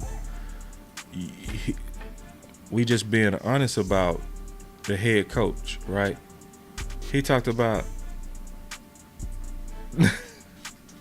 his delivery. He said, it's people until the pads come on, you'll be like, what happened? What happened? You like, oh. Right? Yes. But then when he talked about Mafah, he said, I think you're going to really see when the pads come on. You see the difference, bro. Yeah. That's a big difference in how you talking about them too, bro. You know what I'm saying? And Shotty wears his heart on his sleeve. Like he gonna brag on you. That's when he talked about Williams. Yeah. It was endless. You know what I'm saying? Yeah, he wear his heart on his sleeve. That right way. They say it's my fault. It's my fault. I wear my heart on my sleeve. Got that heart on ice for real. Yeah, you know what I'm saying? But that's very important. Like when you break it down like that, that's why you gotta hear this stuff. Yeah, it's like hearing the song. You get a different message every time. Yeah. I didn't see it when let me tell you what I heard the first time. I heard that Blue has a role in this team, which is a role we've been seeing. Yep. Which is that I call it like the finesse Swiss Army knife. Yep. Which is, in other words, in direct competition with Kevontae Turpin. Yep. Which honestly, Kevontae Turpin fucking needs. I don't care if he calls elite or Take not. It easy. Yeah, to be honest with you, that boy been over there. He been living up his nose as well. I got endless criticism for Kevontae Turpin coming in out of shape. Too many times I was getting pissed during the game. Y'all saw me. You saw me. This dude's having 2 or 3 steps with a burst over here going outside or going out of bounds on the Eagles. Talking about he tired. I don't do. If you run for 1 and I'm over here damn near 330 damn pounds. What the hell you not in shape for? You the fastest person on the team. Nah. So look, my message. If I've ever met Jaydon Blue, that's your route to the field. That's your route to stardom. And I think you can do that. I really think you can do that. I would prefer you getting the ball out of the backfield than a Kevontae Turpin.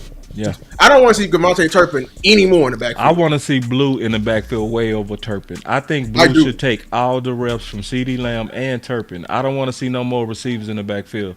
Probably forever. Forever. I actually don't want to see Turpin on his offense in probably forever. I'm going to be honest. You know what I'm saying? Like, ooh. I'm just being honest with you. I'm done with Wait, I gotta turn off the music. You might be getting too gangster there, bro. Wait. Ever. Outcast. Wait, yes, starting to kind of get nuclear. I do not want to see Kevontae Turpin no more. I'm gonna put the camera on you. I'm gonna let you go cook on this because I want to hear you out. Because honestly, we do these things where you get paid here in Dallas, and we want to get all your worth out of them. But at the same time, it can be a positive or a negative effect to a player. I think it's been negative for Kevontae Turpin. Him being an offensive team means he forgot his calling card. You a returner, dog. You lost us a game by your damn self last year. Damn. Yeah, everybody get on Pickens for that Lions game. Yeah, go back and watch the special teams in that Lions game. The amounts, and I do mean the amounts of field position we lost because you up here fumbling, or the amount of penalties. Jesus Christ, stop putting your damn hand up. You know what I'm saying? No, bro. I think you need you need your role only to your position, which is what we paid you for, and for Turner. And I think you need some competition, and that's where Jaydon Blue comes into place. You know what I'm saying? Just being honest with you. I think this is where Jaydon Blue, this is his calling card. This is why I was against everybody last year. That's what he did at Texas, bro. I'm a Longhorn fan. I don't know how to get by a jersey, if y'all understand. That he was the RB3 there. He was our finesse Swiss Army knife. I want to see what he can do, and more than just field and punts. Go down there and tackle. Your speed is such a superpower. But yeah, like, I think you may be a special teams type of guy, dog. Like, I'm being honest with you. And that's what we need, bro. I'm just being frank with you. Man, that boy say, I don't want to see no one Kevontae Turpin on offense. And I'm so serious about that. Find you another slot. Trayshawn Holden, please win this wide receiver competition. Please, I'm begging you. Foul on the play. Flag on Lou. Flower North, get a better release. Flag on Lou. I'm begging Flower North to get a better release. Totally disagree with you on Turpin. We gonna have to fight on that. Dog, damn. What the hell going on with you? You gotta put Turpin out there sometime. At what? At shit, wide receiver 4, 3s every now and then. And do what? Because you ain't running he can't run no go route. Why he can't? He's 5 foot short. No. He's not creating no competition. No separation on no damn go route. You are fake news. And he elusive, but bro, who's a better slot in route running? Kevontae Turpin or Cole Beasley? Oh, Cole Beasley, we ain't finna do that. We don't. All right then. I'm not gonna debate you on this. We talking about running back. We gonna say this shit. I know we gonna say this for the other day. Somebody might say this, man. Because you sure got my attention on that, though. You did. I'm saying I do not. I will fight. Y'all see how Lou was ready to box on that? Man, y'all that can boy leave put his dukes up. But I want take receiver out that man position. Pull up his driver's license. Flag. And scratch that shit out. Oh, you need to be KR/PR. Kick returner, punt returner. Damn. For the rest of your days. Take it easy. Take it easy on my back. If I ever needed to hit that button, it's now. But I'm open to what you focus on trying to become a Devin Hester, because boy, you are not. Man, you going crazy, man. You can't handle the. You are fake news, man. You going crazy, man. Let's get back to running back, man, before we start debating. Yeah. But back to Jaydon Blue. That's your route to the field, though. Yeah. That's what I got the first time I heard it. I didn't hear that. Like, he was like, damn. You know, I knew he was, when he was speaking up on Mafah, he loved him, but damn, I didn't hear that elite when I first heard it. I would tell you that. That went over my head. You know what I'm saying? Yeah. So I mean, we a team, bro. You know what I'm saying? Like, me and Lou talked about this. Is how we came up with this show, bro. Somebody say, chat, what Turpin do to y'all? Hey, that's what I'm trying to figure out, bro. Like, damn, Turpin, take it easy on his back. Take it easy on my back. But listen, on the yards we gave my boy, that shit. Hey, you said that boy Turpin was every time. That's what you meant. That boy up there front catching and taking off and shit. And then he like, I didn't do that. I'm like, bro, and we can see it in slow motion. The ref over here like, we over here seeing it in slow motion. He over here, I didn't do that. He over here.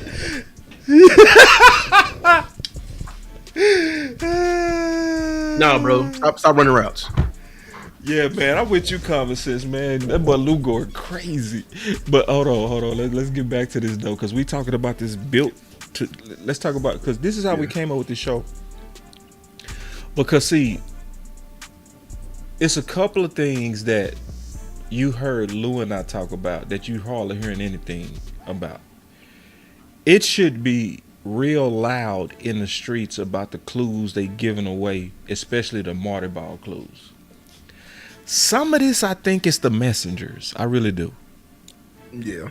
I do think some of People this is... get it, you know. Yeah, people get it, but they know. Sometimes it's like that Booker thing. Some of that war started was because it was me and you pushing forward. You know what I mean? Yeah. It was more so people pushing against Booker because we was the ones that was pushing for Booker. It's kind of like that on this. You know what I mean? Because we've made an excellent case. It's no way you can look at the history, go through all the history that we've been through, right? Look at all the clues, and look at the fact that now Patrick No-C Walker has also said, I'm not surprised at Mafah being the lead back. And he was talking about that because of the big back, right? It's the big back and him actually asking questions about the big back. You see what I'm saying? So, you know, it's one of them things, man, where your Dallas Cowboys have a chance to do something great. They do have a chance to do something really, really big, but we do have to keep our eye on this, like big time, and mainly, in my opinion, because of Blue. Yeah, that's the unfortunate part, though. Yeah, that's the unfortunate part. It's the overwhelming love and excitement for his speed. It's the overwhelming doctrine of thunder, lightning as being needed, even though Shotty clearly said the league has switched to power, and the last Super Bowl champs was clearly Powerball. You know? So yeah. So my final word is, could you pull up my Twitter thread? Because like, the reason why we've been harping on this in this off season, and in particular, like this, you know, this little stretch, is because like we've been trying to tell people, like, ever since, and we said this before our head coach even talked about that, when he talked about, like, and they keep asking every offensive coach on our team, the evolution, us evolving, because that's, I'm telling y'all, like, that's what we're trying to build for. You know what I'm saying? So if you scroll down, like, what I'm promising you, y'all, is that the offense will regress. The question is how much. Because I'm telling you, the fastest growing organism in the league is the defense. They're going to figure it out. They are not going to let you beat – they ain't going to let you beat them up twice. So, like the Rams in 2018, 2019, they went from a number 2 offense to a number 11. You know what I'm saying? They was a high-powered passing team, split safety looks. You know what I'm saying? I think I had the Atlanta Falcons do the show more on that because I got way more on that tweet above right there. Show more. Because I got the Atlanta Falcons went from the number 1 scoring offense to the number 15. Like, the defense evolved. The Carolina Panthers with the Cam Newton offense, they went from the number 1 to the number 15 offense because, you know, the defense caught up. You know, they're going to always catch up. The Eagles in 2017 went from the number 3 to the number 18 because they're going to catch up. You know what I'm saying? The Arizona Cardinals went from a top 5 to a bottom 10 because the defense caught up. You know what I'm saying? And then that last team was the Chicago Bears in 2018 and 2019 because the years caught up. This is why I say that what Shotty is saying and what he said, like, he don't want to be pinned down. If you show more on this tweet, I said it was PTSD because Shotty has had top offenses before and he got caught up to. Like the New York Jets years when he went to the AFC Championship game. He had a Mark Sanchez who pretty much only had 1 year, but he had clear flaws. They were a heavy running team. What they gonna do to a heavy running team? They gonna stack the box on you and dare you to throw the ball. They ain't had no weapons for it. They didn't have nothing, or they didn't have a competent quarterback. They didn't have a Dak Prescott for it. Same thing with the Rams. They had an okay run, you know, offense with Steven Jackson. But this is what's the quarterback name from that played at Oklahoma with Adrian Peterson? I know Sam Bradford. Sam Bradford.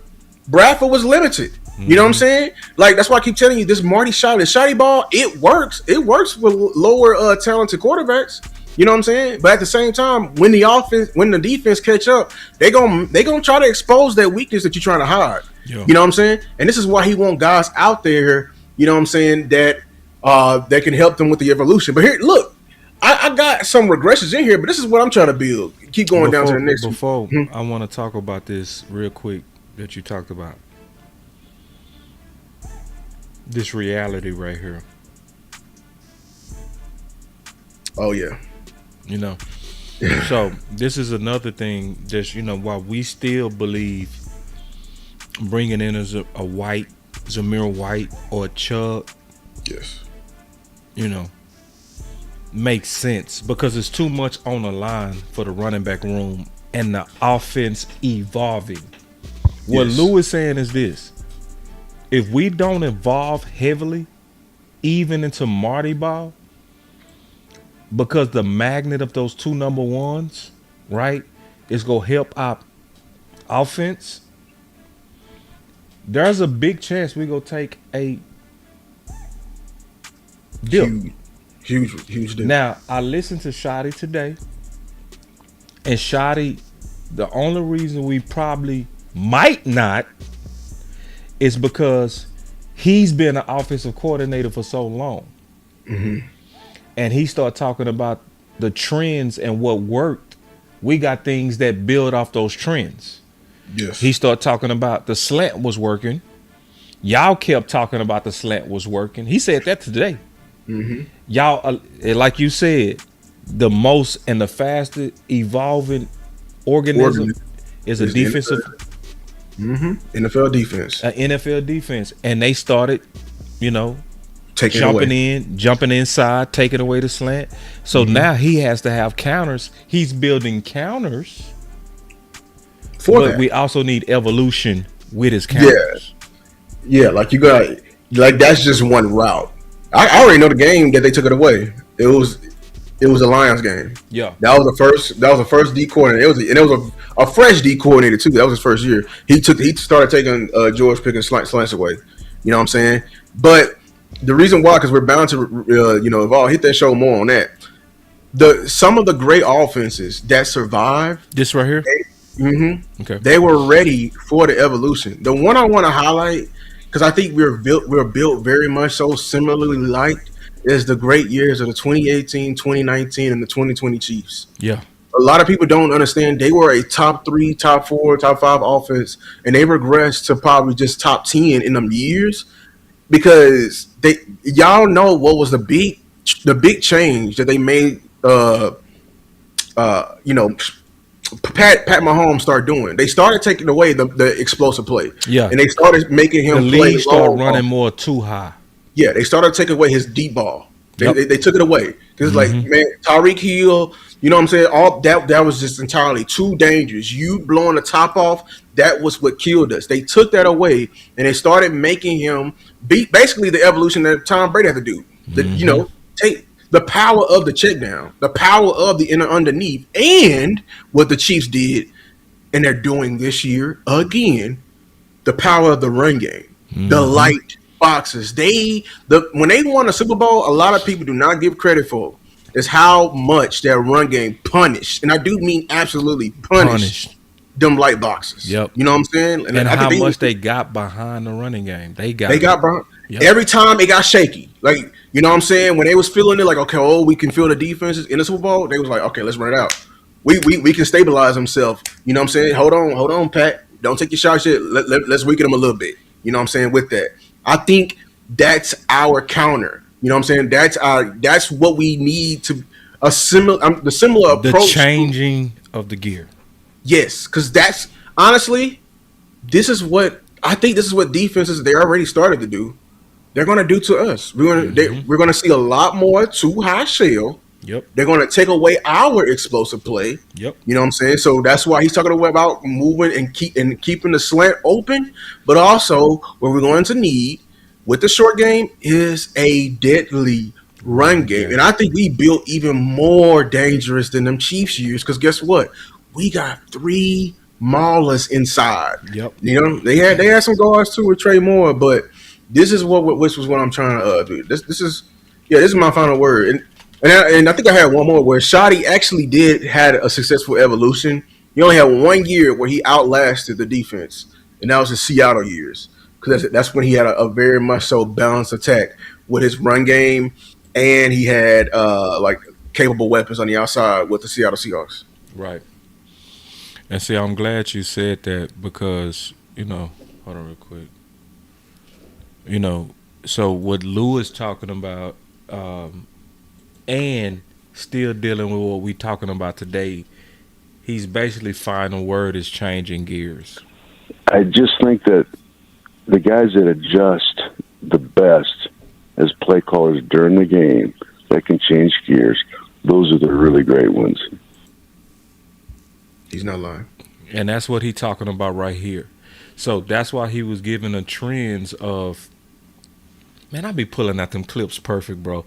Bullshit, man. Boss got to give me my props, perfect. Man. Say, man, for real, bro. What? Perfect. And see, man, I be pulling these out as you talk, bro. Like, for real, bro. Like, say, man, listen, bro, we flowed well together today, bro. Like, for real. I think we was in a zone, bro. You know how sometimes people be having them silent audibles, bro. That's what me and my boy Lou was on today. We was on some silent audibles. I'm just listening to him speak. I'm like, yeah, this boy's talking. And this is what Shot is trying to prepare us for too. Yes. And I also think we're built to do it, and I think he's ready for it. That's why the name of this show is Built to Dominate. So it's a warning that we're saying, as well as something to be excited about, because if you look how we're built, we look ready. We look ready for the moment to change gears. I just think that the guys that adjust the best as play callers during the game that can change gears, those are the really great ones. Did you have any more? I still got your shit up. Did you have any more? Cause you cooking. I think I hear everything. I couldn't make it no plainer than that. I was like, that's it right there. Right. I couldn't make it no plainer than that. All right. So let me get my final word then to say this. I feel so much better about the running back room. I feel even better about what Shotty is doing.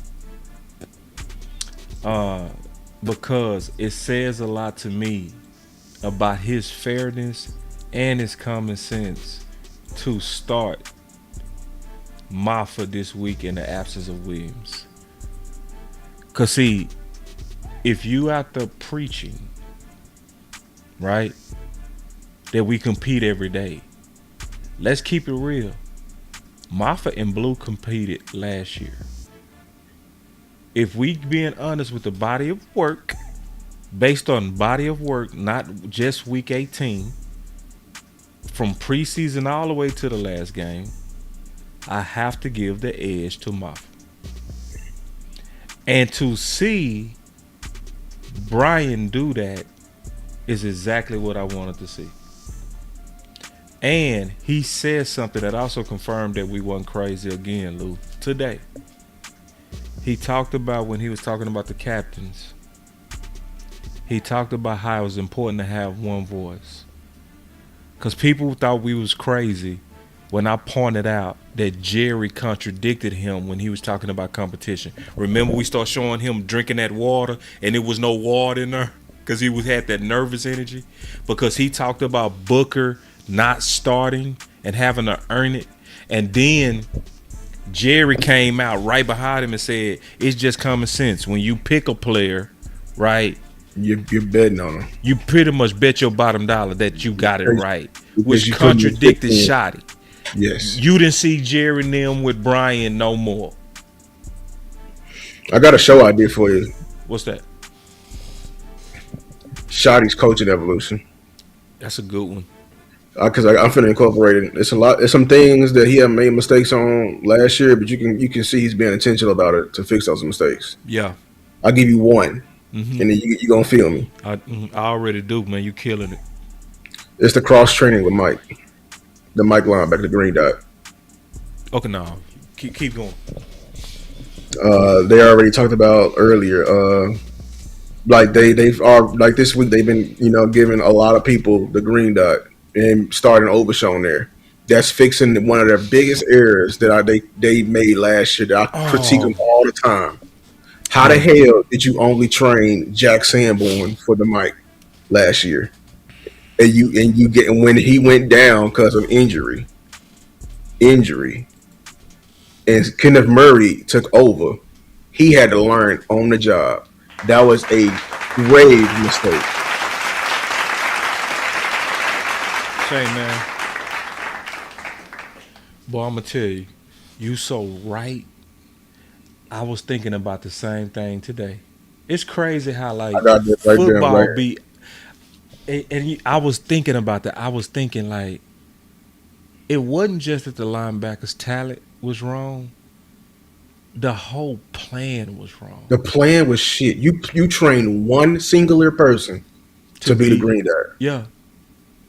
And then what was crazy is, it's not crazy, but it's crazy.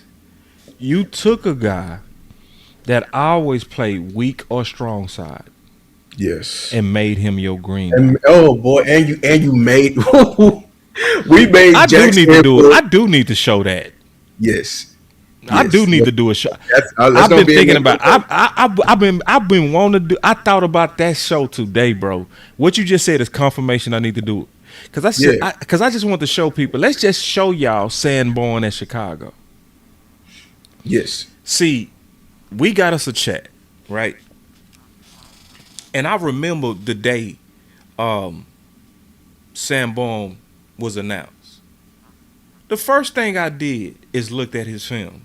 The very first thing. I remember. You remember that? And you was like, "But this man is a Sam," and people was coming online. You don't know what you're talking about. I'm like, bro, I can. Because this goes back to the draft. Because I know, bro. I know when the linebacker and where they line up at. Because how they playing. I'm gonna tell you. I'm gonna coach y'all. Look how they play. I can tell you. I can tell when a weak side linebacker is playing like a weak side linebacker. Weak side, he want to be in space. Strong side, he's always on the point of attack. He's trying to hem up the tight end. A Mike Green Dot, like before he gets set up, he's trying to set everything up. You know what I'm saying? You can tell. You know what I'm saying? So when we say like when you turn on the field, finish what you saw with Sanborn, because that was not the consistency. That's crazy. And then, so I come, and what's the first thing I put in the chat when I watched this film? You remember? You said this is a role player, and you said he's mainly playing special teams. Yes. This dude hardly had any reps playing. Most of his reps was special teams. And see, we talking about the plan. This is also why your defense finna be way better, because the plan is way better. Because what's the saying goes? A man without a plan plans to what? Fail. We were planning to fail last year, bro. Like just based off the details in that. And I love what Christian Parker is doing, and it's a reflection of Shoddy. Like you use OTAs, the non-real football, to throw darts at the board. Let's get everybody in that role right now, in the non-football and the fake football type. Like you throwing every single linebacker. Oh, also, here's another layer to it. See, we're gonna get messy. Let me finish this point. Mm-hmm. You throwing safeties at it, because I saw Jalen Thompson. Of course, we seen Caleb Downs. You throwing every single linebacker at it except for one name, and that's another thing we're going to talk about. And why didn't Maris? You had Kingdom Come, Billy and his damn dog at that green dot, but you didn't have the one person who played green dot 2 years ago. You over here thinking about, and this is going into me because I'm one of the few people. Oh hell no! You got Overshown at the closest, at the top of your depth chart in terms of green dot. I know he's a leader and everything like that, but when I think of green dot inside, Overshown is like the third, and he's probably the best at what we got. But if he the best at what we got, we probably need some more. That's how I feel. You know what I'm saying? Like, how you have Overshown as a green dot when Zimmer had Marist as the backup. Look, man, I don't want to get messy. I just pay attention to patterns, and you throwing darts at the board. I just don't like how Marist wasn't one of them dots. So we got a super chat from Rebel. She said, is it possible, can we get a tight end film session? I already, Yes. I've been having third film broken down for about 3 months or 4 months, and I just have not done it yet. I was gonna do a video on it too. Like, I was thinking about it. I didn't know got that one broken down. Like, and I just need to do it. And I already got the film and everything done. And I just ain't worked around to doing it. And yes, I do need to do that. And I will do that. Oh, we need to break down all them damn targets so I can find the reason why. And I did that. I already did that. I got it. I just need to. Oh, you got the video in the chamber. Oh no, you gotta do it. I got it fully loaded in the clip, bro. All I gotta do is shoot. Cause see, I was gonna do a breakdown on this dude need to improve. So, all right. Let me go back because we go get on another subject. Yeah, I know. We on the whole this subject. But I would say this, bro, on everything you just said. Shout out to Lou, and shout out to people that's willing to take a stance. And so obviously this show is about us being definitely built to dominate, but we also gonna have to talk about different things, right? We will. But we're going to talk about different things as well, like Morris. So I got things coming up on Morris. I'm pretty sure you got things coming up on Morris. Yeah. To where we got to also, apply pressure and make sure that he's been put in the equation of competition a fair way. Because I ain't going to sugarcoat nothing. There seems to be some type of push for UT. I'm being all the way honest. It's where UT is like something don't smell right with the Dallas Cowboys and UT. I sense thumbs. Are you with me on that? Like, do you think Obershon is a Mike type of guy? No. I don't see, bro. I thought I was insane, bro. I don't. Let me just say this, bro. I gotta just keep it real. And also, Shotty said that. Shotty said that today. You're not being negative, bro. Shotty said today. Will he be the green dot? Probably not. But we're just trying it. That's what he said. And I love that you're trying it. And that's why, I love that you're trying it. Yes, cross-train them now. I actually don't like it even on break glass because Mike's got to be durable. That's the number one criteria for a Mike. Hold on. Mike's have to be durable. You don't even consider it if he's not. That's why I knew we was fucking up every time we moved LV from weak, and then we would put him at Mike. Yes. And guess where he always got hurt? At Mike. Because that's another thing. You don't have the body to be durable to take that. See, Yeah. I'm like, bro, this is a proven year for you. Yeah. A proven year for you. Yeah. And I'm giving you. I'm already questioning your ability to stay available, and I'm going to put you through more. Crash, you know what I'm saying? Yeah. And everybody, and look, when they have the course and everybody, they catch you, Lou, you're negative and everything like that. I trust the coaches and everything on that, man. No, I'm gonna call them out when something stinks. Yeah, and listen, I gotta say it like this, because what you're doing is you're taking a stand. Yes. And see, that's what make Luke great. That's what make me great. Now, what these other people have started doing, their ploy is to try to make us look like we like drama. Mm-hmm. Even though, where are you from, Lou? Triple D, Dallas, Texas. I am also from Triple D. So this hat says D. Okay? Yes. My firstborn son is named Dallas. Yes. So whenever you take a stance, you're going to divide people. Yes. That's why a lot of people don't take a stance, because they want to be kumbaya and attract all of y'all. They're not willing to lose none of y'all by having an opinion. Now, this is the bad part about that. Football is built on embracing confrontation. Yeah. Every team in the NFL has a room that every one of them call war room. Yes. Because men and women occasionally got to sit their ass down and make a case on a stance. That's football. So what Lou does and what I do is we take a stand. And when we take a stand, we're doing it for the love of the team. And this is how you spot, and I'm just being honest with you, this is how you spot people who are really truly not for this team, but are really using this team for their gain. Yeah, monetary. They don't take a stance. So if you say, hey, what about Gary? He's fine. What about Mozzie? He's fine. What about Jay Tua? Usually they don't work out in year one. He's fine. What about us getting wide receiver 2? Oh, I know y'all like Pickens now, but I remember what you were saying. Tolbert was fine. See, I remember what the fuck y'all was saying. I'm not bullshit. They don't take a stand, bro.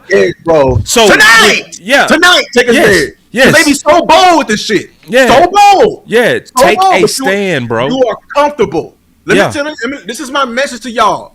Y'all sit in comfortability. Right now, with the real problems, see now I'm seeing you chirp and tweet about fucking Pickens. I remember in March and April, your ass was quiet and you was tweeting about every damn draft pick under the damn sun. Yeah. You was putting your eggs behind this is what they do every draft season. They put their eggs in every fucking they tweet about every single player. You starting to go into coach mode. I just want to let you know. Yeah, I know. Because it's my emotion coming out. Because you look, bro, when you call me out, bro, I'm all over the line. You talking all that shit, coach. Oklahoma drill, line it up. I didn't like this motherfucker in this mouth. That's the only way. Me telling him to shut up is not enough. No, I gotta punch you in the mouth. You know what I'm saying? Because they do this, they do this shit every single time. Now you want to tweet about fucking Pick. Oh, I thought Pick was gonna be good. No, the fuck you didn't. You was quiet. Yeah. You was quiet. You didn't take no stance. You would have said something. It would have put you on. And you don't. And this is what y'all afraid about being on the wrong side. So you're doing your whole content to try to be right. Yeah. You're not afraid to be. You're afraid to be wrong. Yeah. Yeah. Yeah. And I think it's worse than that. I think it's greed. I think it's attention. Yeah, it's greed. Yeah, I respect people that treat football like football to where occasionally you have to take a stance. So obviously this is a show that a lot of people go like because this is a very honest, positive show. Right? So from our research, this is one of those shows that our research kind of came out and was like, bro, this look like this finna go in a great direction. And we made the case today for the great direction. But during the show, we then had some times where we had to take a stand. So you took a stand against what? Turpin, right? And we almost got in a debate over that. You know what I'm saying? You know what I'm saying? But you took a stand. Yeah. You know what I'm saying? So, and you know, I still go probably box show day, bro. But let me go just double check. You know what I'm saying? And see, look at Rebel. She being crazy. She said, "My final word is boss and Lou the drummer boys and 2 names."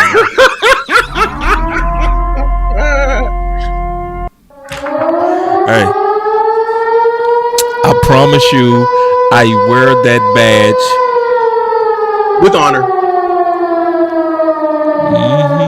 With honor. So say good night to the bad guy. Come on. That's why I start every show with that now. Because I'm telling everybody, I'm going to take a stand today. I am. Yeah. You know, good or bad, I'm taking a stand. This is football. I believe in it. Mm-hmm. See, you know what I'm saying? I ain't going to lie to you. I'm going to say what's on my heart and what I believe. Look, if you're going to rock with me or not, you know what I'm saying? So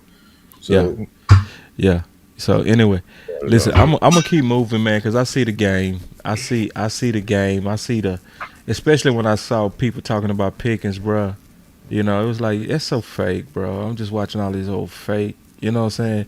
I don't even know, man. Like, I stop that, bro. Stop. I'm gonna be honest with you. A lot of them people, they ain't even creators no more. They just microphones for the echo chambers. Yeah. They became a video. Yeah. And that's why I don't. Honestly, that's why I don't run that play, even though it will make me money. Yeah. Like I'm telling you right now, like boss is not lying, dog. If you get a video that's over 20,000, that's $400 in your pocket right then and there. And some of these guys are full time creators. When you do 10 videos like that before the 21st, that's a good ass check. That's a mortgage. You know what I'm saying? Yeah. So get your paper. You know what I'm saying? But at the end of the day, just like one of my favorite artists said, I'm not going to listen to y'all because if I listen to y'all and it hits, I'm gonna want to do it again. And I have become a song rather than an artist. Mm-hmm. A lot of the brethren in the space have became a video. They're just a video now. I can almost guarantee, map it out on a calendar what they're gonna talk about tomorrow. The year we got to that. When OTAs come, I'm gonna know exactly what they're gonna talk about because that's what's popular, that's what's safe, and that's what's gonna make them the most bread. Yeah. And honestly, if I gotta create like that, it ain't creativity. Yeah. And I'm out too. If I gotta do that, bro, I don't want to do it, bro. I don't want to do it. Like I go back to fanning by myself. Yeah, I'm for real. I go back to the days where I was a Cowboy fan with me and mine and my people, right? Mm-hmm. Me and mine and my people, and whatever everybody else did, that was their business. You know what I'm saying? So before I ever do all that pandering and all that kind of stuff, you know, I'm not gonna lose my love for this, bro. Nah, because I would hate. I couldn't talk about football without having a solution mind state. I would hate it. I would hate talking about football. You'll see a dip in the quality, bro. You would, because it's like, imagine me making a video I don't believe, man. No. I'm not gonna go as hard in the research. Like, just being honest with you. Yeah. So, but I do want to give my final word. This is a true final word. What's up, Brother Charles? This, because we go hard, bro. Yeah. So, but what our research showed today is that we are truly built to dominate. And we have to be very conscious of the politics that could be happening in the running back room. We have to be very conscious of that. Because even to me, the running back that they just tried to bring in, okay, Zamir White, to me, that's still a cry for help that we need to be conscious of, right? Where I take a stand, though, and I said it. You feel me? I took a whole stand and say, bro, I'm not going to sit up here and pretend as if this is not shoddy. You see what I'm saying? I'm not going to sit up here and pretend that shoddy is not the guy that's pushing for Zamir White and bringing him in for a workout. You see what I'm saying? So, because if we get the power backs right,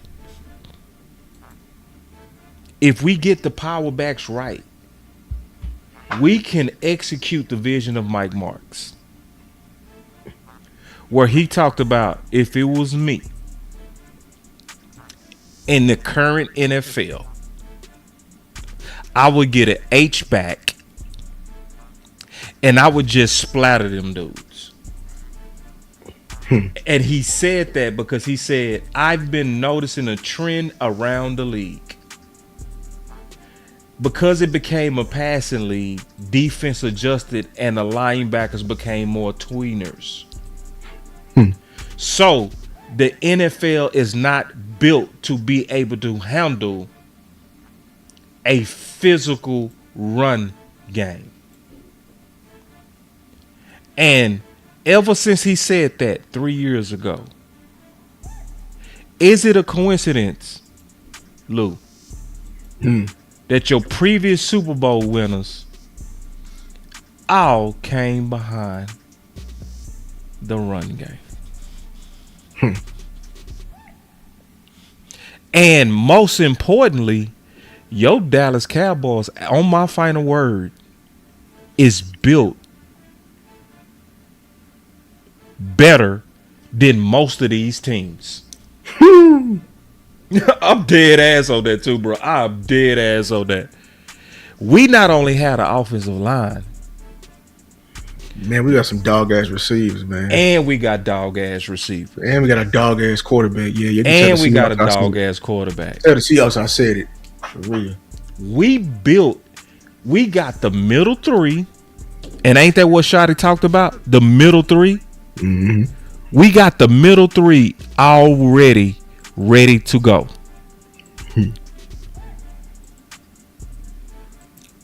We are truly built to dominate. Power, the strength. When you sit down and you visit with this guy, he's an alpha. He knows what he wants. He knows how good he is. He knows how talented he is. And I think you look at what you got with Tyler Smith at left guard, Cooper Beebe, and now you add this guy. The interior of your pocket, the core of your run game, all that stuff inside.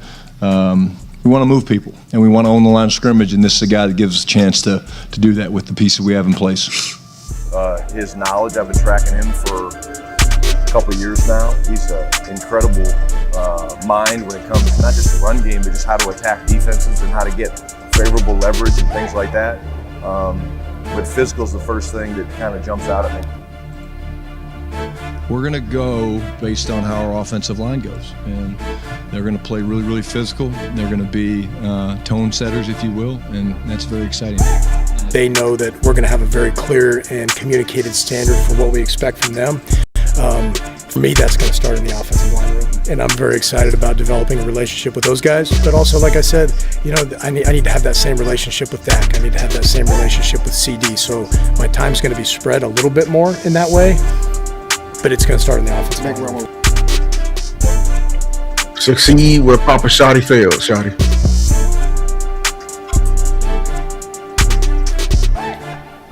We built to dominate. Let's make it happen. We out.